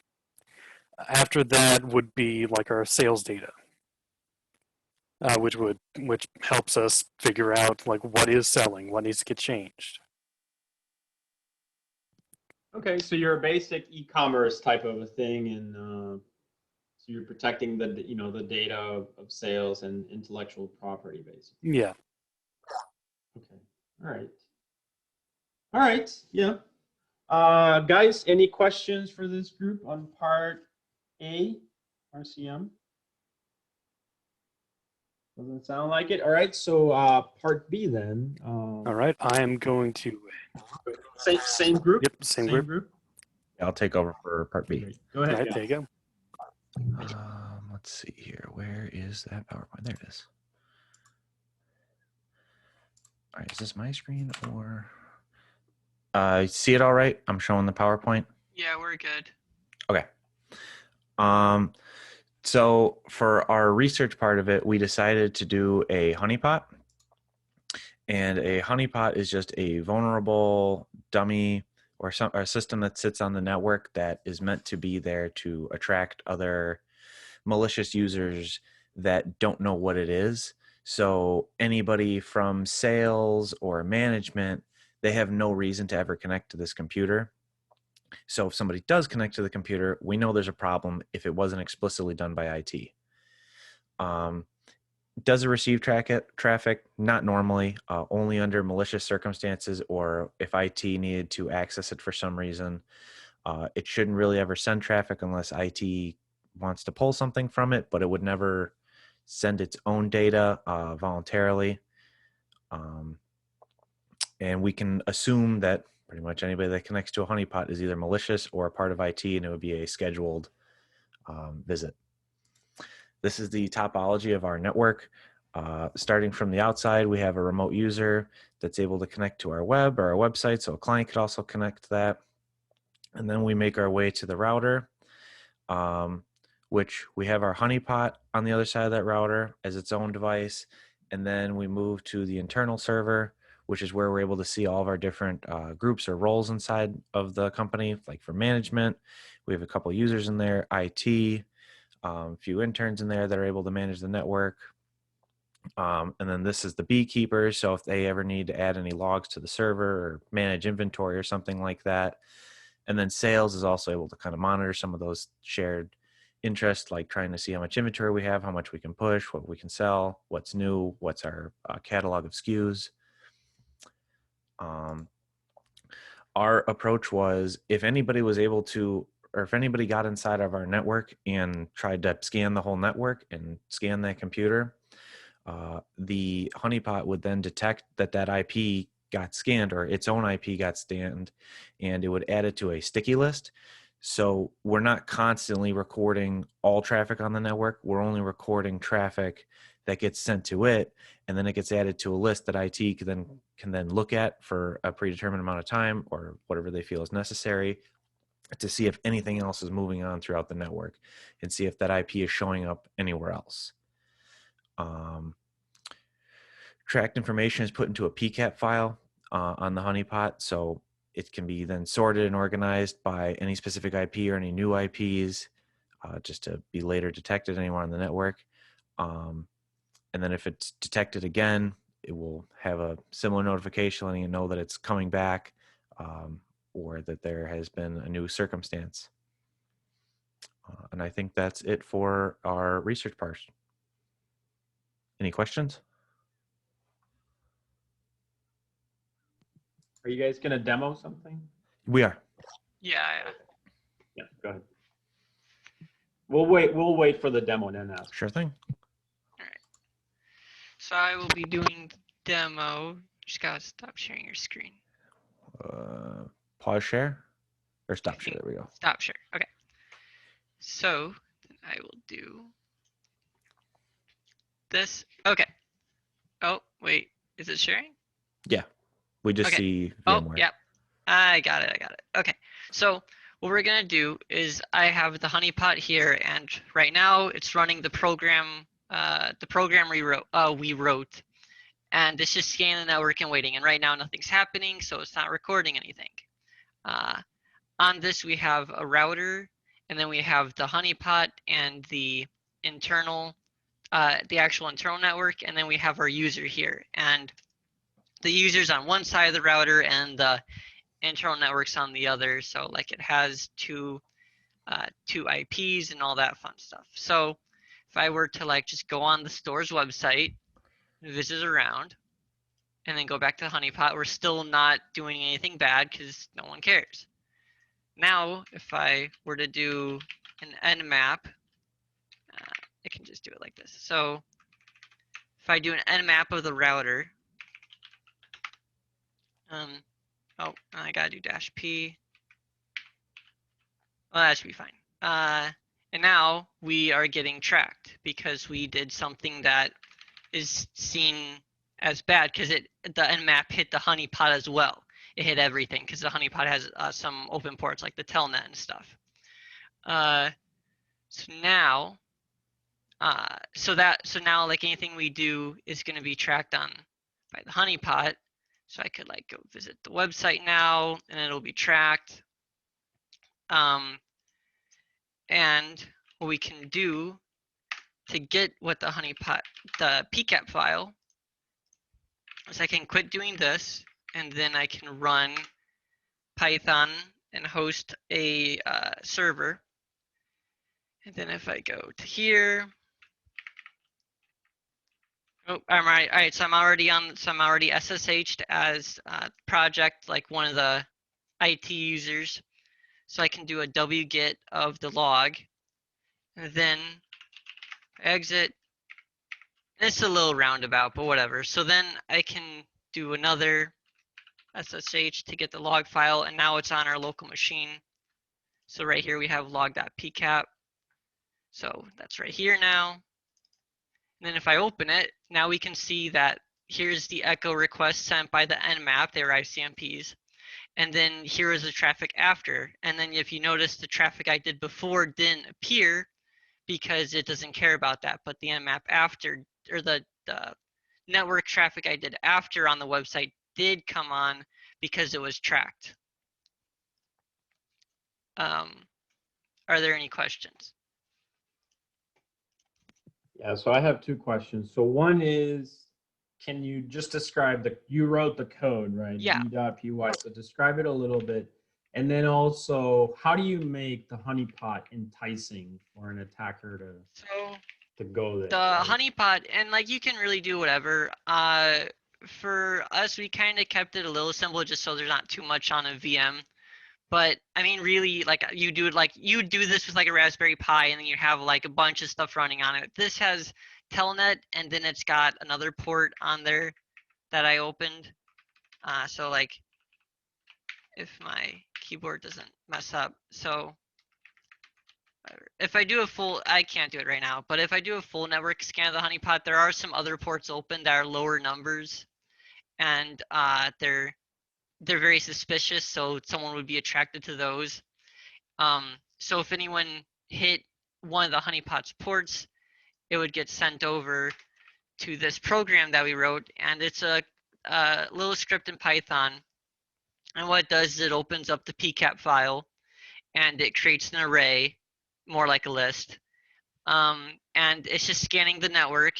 And then if any of the packets sent on the network match the IP of the honeypot, then it'll put them into a list of sticky IPs, and then it'll from then on write any traffic they make into a PCAP file,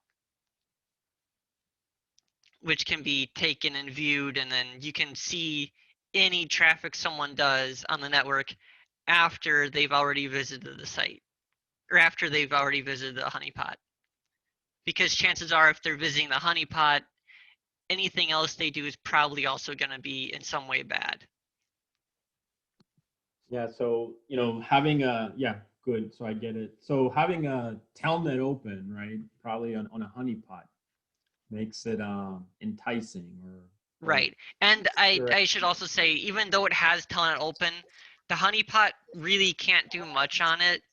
So like even if I were to ping Google, like I can't. Like the honeypot just isn't allowed to really do anything, even though it is, as shown, hooked up to the network, as I did with all the Nmapping and stuff. It is hooked up to the network and it can be reached, but it really can't do anything itself.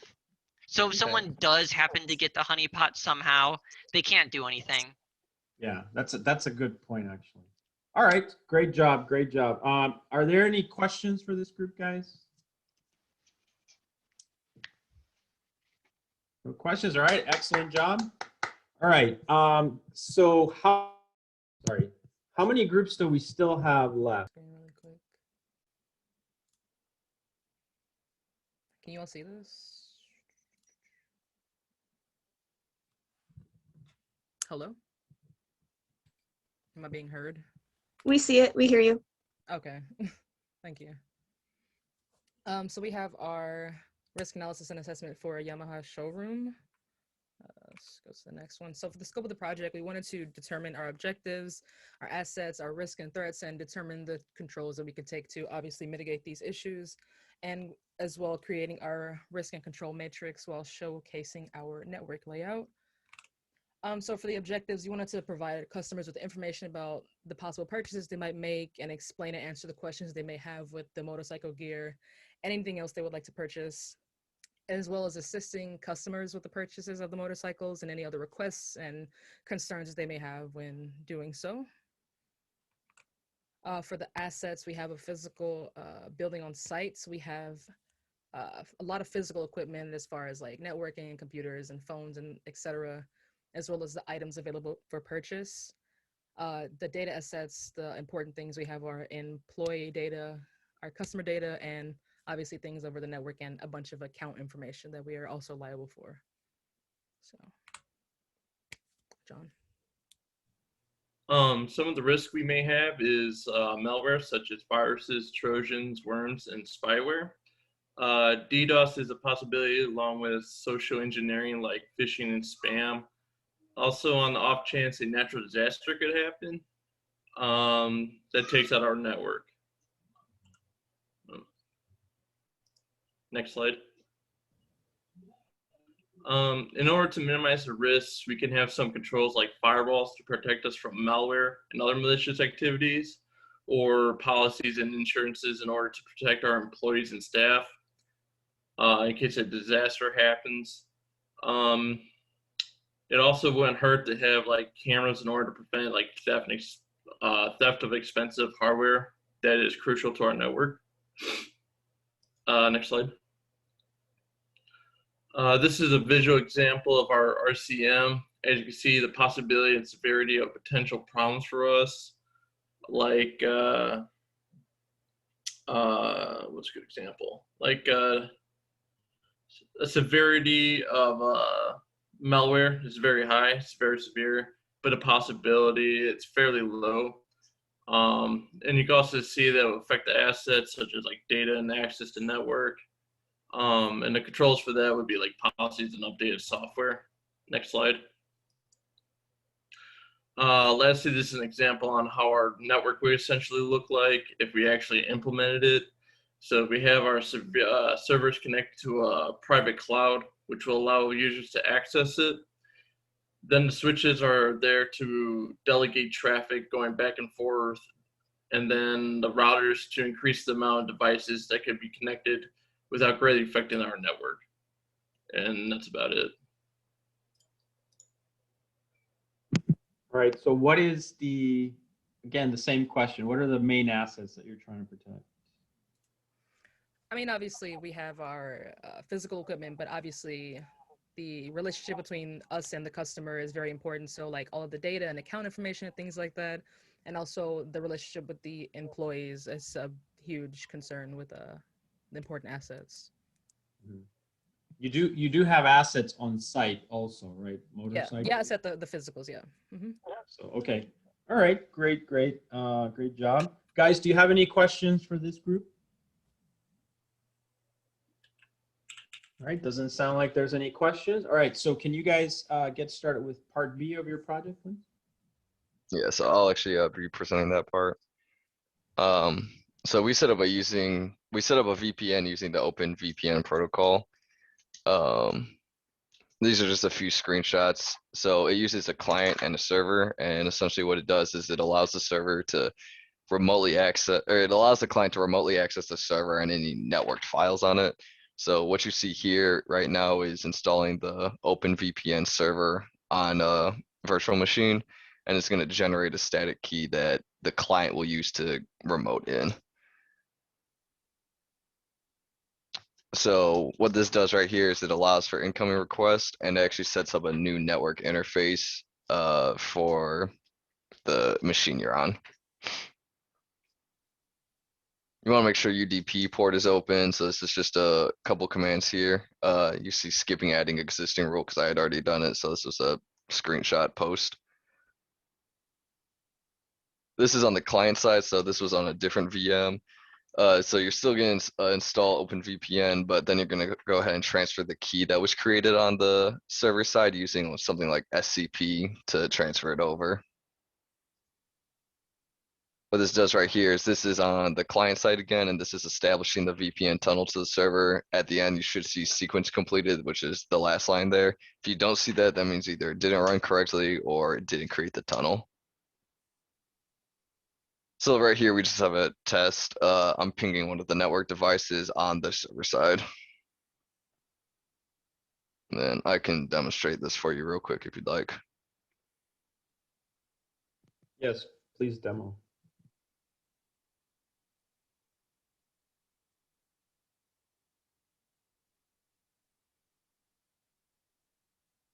Okay. Can you see my VMs?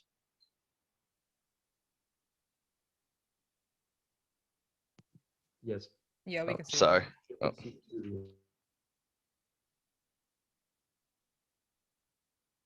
Oh. So the one on the left will be the client PC, and then the one on the right is the server.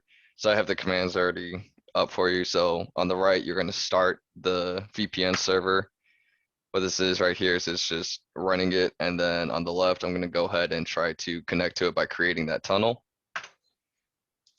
And then as you can see here, it's sending information back and forth. And then right here, you can see that it's the sequence completed correctly. And I can go ahead and ping a device.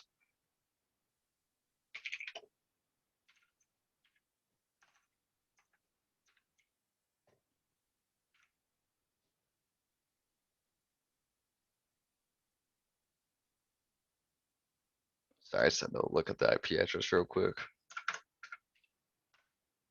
You see right here, it's pinging back and forth. That's just a pretty quick rundown of what we set up. So if you kill the VPN on the other side and you try to ping again, it won't work, correct? I believe that's how it should work. Yes, I actually didn't test that, but I can test it right now. Go ahead.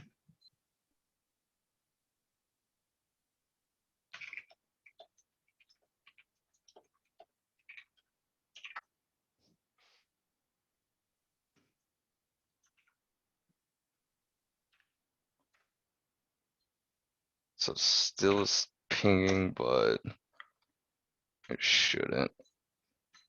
So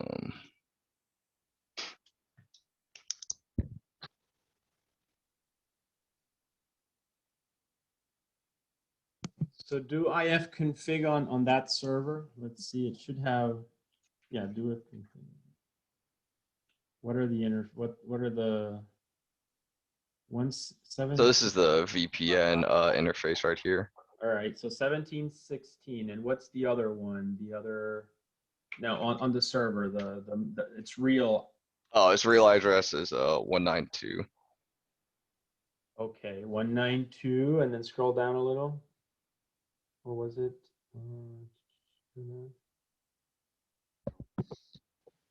Yeah, just go down a little bit. I missed it. What is it? Yeah, 172. Okay. All right, and then on this other end, IF config.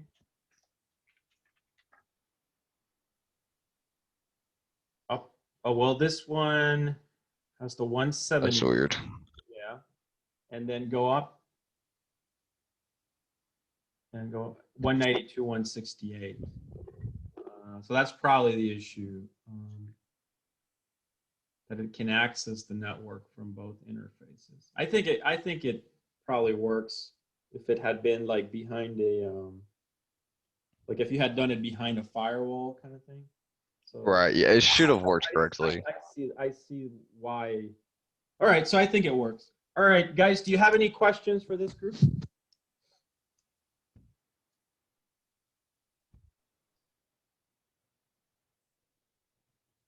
No questions? All right, good presentation. Great job. So we have then, they presented A and B, and I believe we only have one group left. Nupur, are you ready? Yes. Go ahead, please. It's just you, correct? So you can see here? Nupur, it's just you? Yeah, it's just me. Okay. So for my project A, I started to do a risk analysis assessment for a company which is a startup right now, which is Intricate Security Limited based in Delhi in India. This company is basically an expansion to the company that I was associated with when I was back in my country.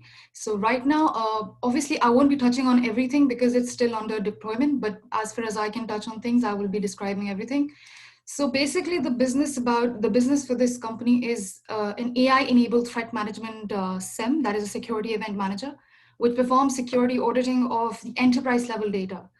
And it's located in Delhi. And the IT requirements are obviously quite many, but I just listed a few here, which is the cloud virtualization devices, central server, desktops, network analyzers. The departments it'll have is one consisting of R&D, engineering, administration, security handling, a red team, a blue team, and a finance department. Then the USP of the business, which is exactly the main crux where the business will strive on, is about examining threats to the enterprise in real time with instant report generation and minimizing false positive alerts. So this was the business about the business. We'll be talking about the objectives. The objectives of the company would be more on operational excellence, getting competitive advantage over our competitors, growth of data privacy rate, because that is the main asset for this business, is protecting enterprise data and gaining that level of trust with the enterprises that we will be dealing with. Then there'll be the transparency between the corporate infrastructures and the business that we are handling, and increased customer and data security awareness in Delhi and NCR initially, and then moving to more cities nationally and internationally. Then there will be a provision of high quality security audits within an affordable cost, because cost is also an undermining factor here. So mainly the objectives I'll be discussing is about the intricate blue team room. Blue team room, the objectives will include access to all the secure cloud-based servers that will be basically every data that we have, it will be stored on a secure cloud-based server. Blue team will try to maintain and upgrade the standard definition of workspace. So everybody will come together and do collective problem solving. The room will also aim to support high quality threat detection and mitigation focused on the organization's success on a day-to-day level. I just wanted to give a quick insight of what the product will look like. One of the USP of the product will be basically mimicking the attack scenario, so that a user or a client knows exactly how the breaches have occurred in the system. So this is like a snippet of a 3D demo of how the attack vectors will impact the system. And this will be quite the USP the starter will be built on.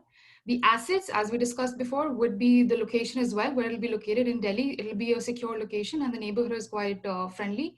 The equipments, endpoint solutions, wireless access points, switches, servers, routers, the logical assets, payment information, like all adhering to the security guidelines like PCI DSS and enterprise data, the availability to network, the infrastructure secrets like physical defenses, cloud security controls, addressing schemes. So some of the risk we will have is definitely we'll be prone to a lot many attacks, which will include malware, ransomware, spam attacks, malicious activity. Some insider threat could be a possibility because obviously there'll be a human indifference and that can never be avoided. Then there'll be data theft.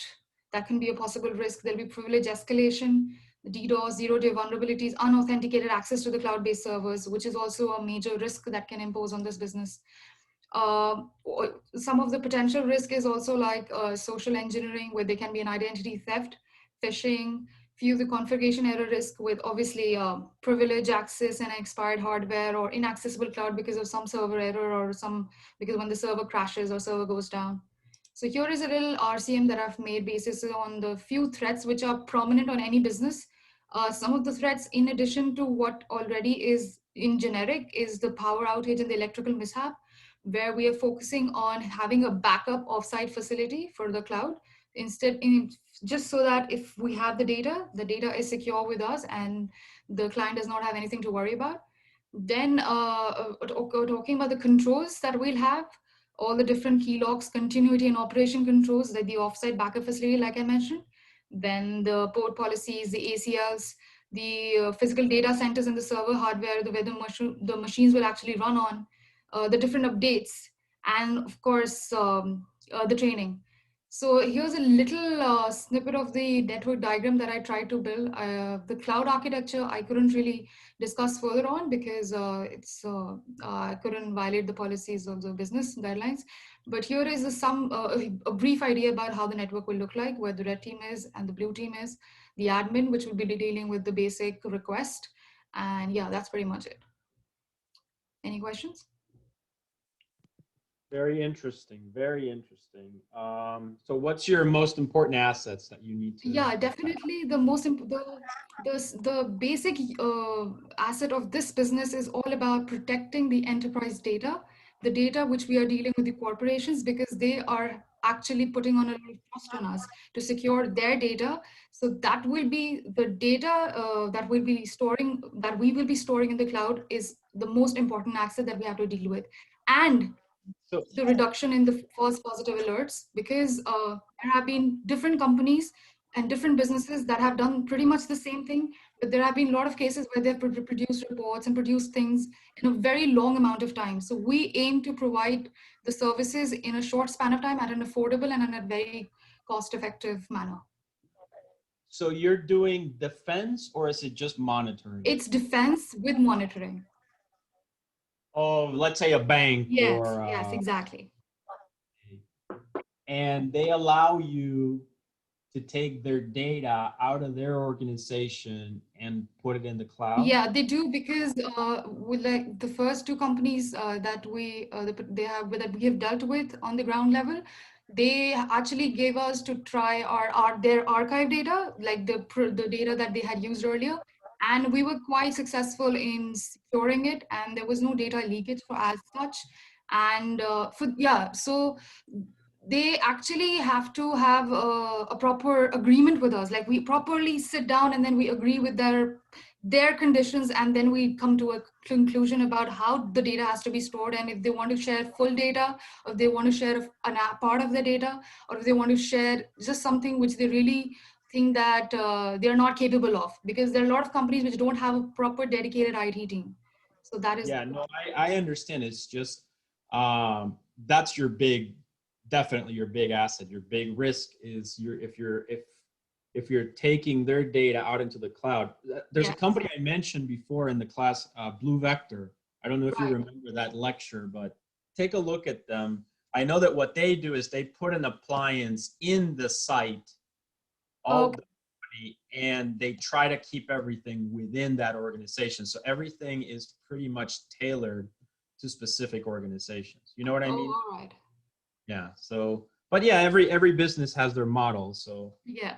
But definitely from a point of view of risk, you have that. That's a big important issue for sure. All right. So project B. Project B would be. So I would like to apologize if I will not be able to demonstrate the full thing, because I have everything in the screenshots. Due to some issues, the drivers got corrupt, and the VMs didn't work. But I have everything that I've worked over as the screenshot. So I will be kind of giving an overview of what I've done through the presentation. So I'll be talking about ARP and its prevalence in network security. Then I'll be talking about the different types of ARP-based attacks, like two in general, that is spoofing and cache poisoning. Then the different methods of ARP poisoning that we can do, and the initiation of a man-in-the-middle attack. And I have kind of gotten interested in about doing something called as an ARP spoof detection, which is exactly about detecting spoof attacks, which can be quite beneficial to companies who don't want to analyze all the ARP responses individually, and they just want to see if the country, if their organization is, or if their system is under an attack or whatsoever. So the ARP, as we know, it's address resolution protocol that connects an IP to a fixed physical machine address, that is a MAC, in a local LAN network. So in theory, an ARP just accepts requests, translates, sends request, and so why is it so important to discuss about ARP attacks is because it's very difficult to detect, and once it's in place, its impact is impossible to ignore. Sorry about that. So when a hacker or an attacker successfully implements ARP spoofing or poisoning, they can get control of every document that you have on your network, and you could be subject to spying as well. So the traffic could grind to a halt until you give basically that is ransomware attack. So you will be prone to a ransomware attack in that sense. So I have used the layout as this for the ARP attacks that I have initiated. This is the machine A, this is the machine B, and this is the attacker, that is me here, who's going to be initiating an attacks on the two machines here. You're still on your slide. I think maybe you are on a different thing. All we are seeing is the slide that says controls and it's listing. Oh, okay, sorry. Can you see it now? Yes. Yeah. Network layout for ARP attacks. Yeah, sorry about that. So this is the layout that I have done for the two machines and the attacker. These are the IP addresses and the MAC address that I'm dealing with. So the three different ARP methods to initiate attacking the ARP's cache is basically by using an ARP request, or using an ARP reply, or using an ARP gratuitous message. So for the ARP request, as we can see, I have written a program about using a spoofed ARP request to A, the machine A here. And then when we initiate it here, there we can see the packet where the OP field is who has, which means OP is by default set as 1. That means who has this particular ARP MAC address. And when we see the ARP responses, we can see that the attacker entry is visible in machine A and not in B, obviously, because we have initiated and sent the request to A. So for this, what we can do is that we can also try to, because this happens because the Ethernet's header fields are filled by the OS based on the packet received. So we kind of revise the code and then we enter the Ethernet header details. So this thing gets deleted, like the attacker entry, because obviously if you can see the entry of what you've done, then there's no point of initiating the attack. Then the different methods of use, the second different method is the ARP reply and ARP gratuitous message. This is the program for performing the poisoning using spoofed ARP reply to A and spoofing an ARP gratuitous message with B's IP address. So a gratuitous message, as people might not know, would be basically about sending here, as we can see that this means that this is an ARP response that was not prompted by the ARP request. It was just sent as a broadcast. As we can see in the destination header, destination field, it's FF, the whole field is set as that. So when we analyze it and when we play the ARP responses, so we can see that only A's ARP cache has changed, even though B received the packet due to the packet being broadcasted on the network. B ARP still remains unchanged. This is because the sender's IP address has matched the B IP address. So it assumes that the packet was sent by it. So the ARP cache only consists of those IP address that does not belong to host. So to avoid this, first initially let's talk about okay, so that was done. Now we talk about initiating the man in the middle attack on telnet session using ARP cache poisoning. So we perform ARP cache poisoning on machine A and B, such that like in ARP's A cache, B's IP address maps to the attacker's MAC address, and in B's ARP cache, A's IP address also maps to the attacker's MAC address. So this shows, the Wireshark capture shows that the ARP request and the reply here, there is a request here. I didn't take a screenshot of the reply because the VM crashed at that point.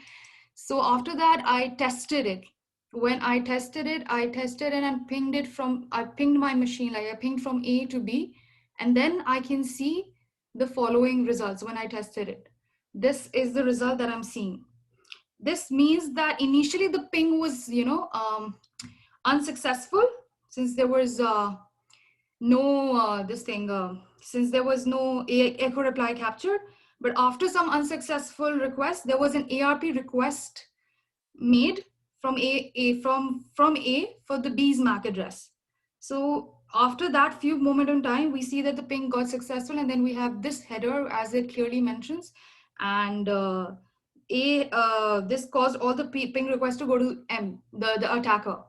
So for avoiding this, like not getting any packets lost, because here we can see that for every 11 packets transmitted, there were 3 received. So there was a 72% packet loss because of the attack that we did. So for avoiding this, we tune on the IP forwarding.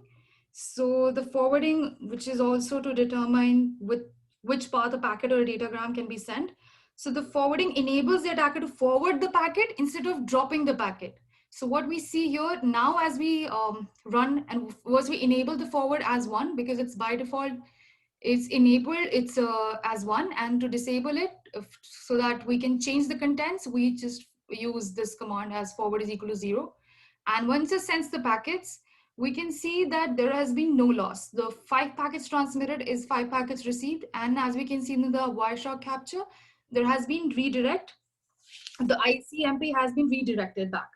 So this means that the attack, there has been no, I would say, a packet dropping here. So we launched the MITM attack after ARP cache poisoning on the telnet session. And as we launch it, we can access the telnet session when we telnet to the machine B. And this was the code that I wrote for my launching the man in the middle attack, where I specified the A's IP address, the B IP address, the MAC, BMAC. Then I gave so here what I did was I wanted to test this. So in order to test this, I had to print out. So I printed out a statement where I data transformed from string real statement to a string which is I've mentioned as any regular expression, and the data that is decoding the real data, that is a TCP load. So when I run this, we can see that the typed in character is converted to double Z. Here there was some error in decoding it because of some Python library that I was using. But the number 1, 2, and 3 here are not converted. So we are able to perform the man in the middle attack by performing the ARP cache poisoning here. So we can see the Wireshark capture here as well. So to avoid this, there are different prevention methods. One is an active prevention method, which is injecting falsifying ARP packets in the network, which will help you identify the weak points. And then you use an ARP spoof detector, which can help you remediate attacks in the short time. So I created a compiled code for spoofing the ARP packets by using these 3 steps, which is get MAC, sniff the packet, and then process the packet. So I initiated this program just so that first I kept the IP forwarding on, and then I established a telnet session. Sorry, not a telnet session. I turned off the IP forwarding so that we can manipulate the packet. And then I used this sniffing and spoofing approach.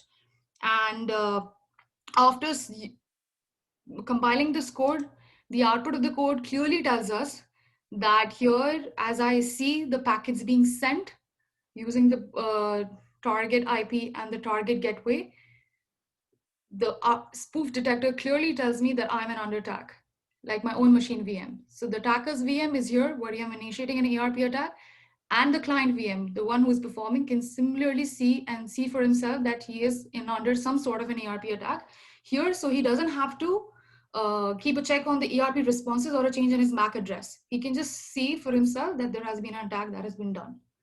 So yeah, that was pretty much it. Any questions? How does it know that it's under attack? So you say there it writes you're under attack, but how? How does it know that? No, how does it? Because when you spoof a packet, so what it does is It's very hard to read that code. So writing there that there's an attack going on, and it prints out you're under attack. What exactly does it trigger that? Oh, so let me first tell you about this code that I've done. Basically, what I've done is, here in the spoof detector, what I've done is I have given and I've done one broadcasted one IP, like in this one, in get MAC address. So I've sent out a broadcast IP to a destination here. And then I have used sniffing packet for seeing any change in the original MAC address. So if we are seeing that two machines are the 2 different machines that we are using are trying to process the same or going or caching to the same MAC address, then it sniffs the packet for that, and then we process the packet. When we see the real MAC address, and is not equal to the response MAC address, then we see that we are under track. So you're saying that there's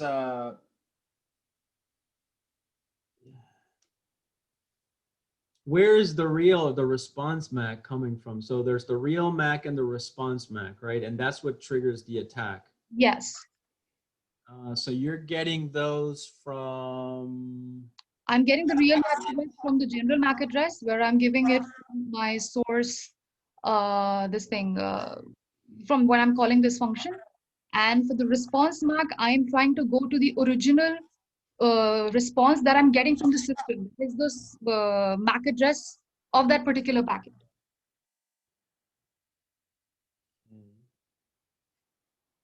So you send a packet with a MAC address and you get another packet with another MAC as a response. Is that what you're saying? Yes, that's right. But what would be aren't you, when you do ARP, what you do is you want to know what a MAC is, right? So you go to you ask what it is, and then you get what it is. So how do you know what to compare it to? That's what I'm not following.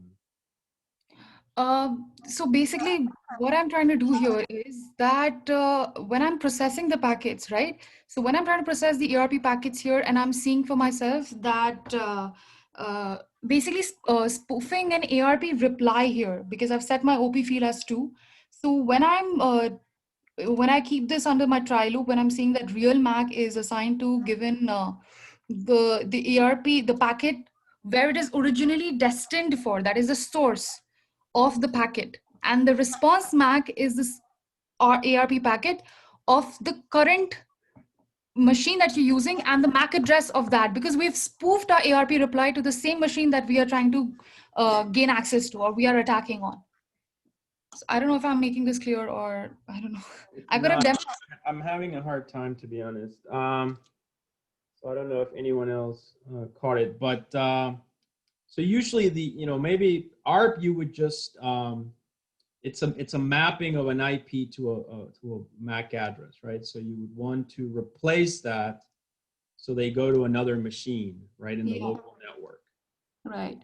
So, but I didn't quite get how your control knows that there's some kind of a man-in-the-middle attack, or. So before performing this, we actually have established a proper connection to see that we can manipulate this packet or not, or we can change its content or not. Because obviously, when I'm running a normal VM or running a normal machine, and then I'm trying to use, when I'm trying to understand if there has been a possible ERP attack on my machine, then I have to understand if it's this spoof detector is only limited to those sessions where there's already been a established telnet session or a netcat session or any kind of a session like that.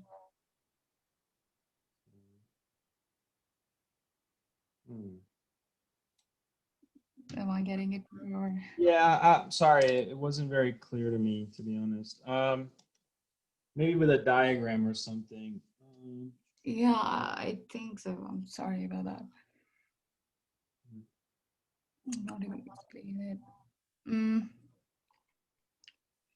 It just, if I could have gotten working. Yeah, I mean, yeah, the fact that you don't have the demo, it's not helping. All right, well, maybe you can improve on this and just demo it to me later, okay? So I'll give you that opportunity to try to demo it to me. So let me stop the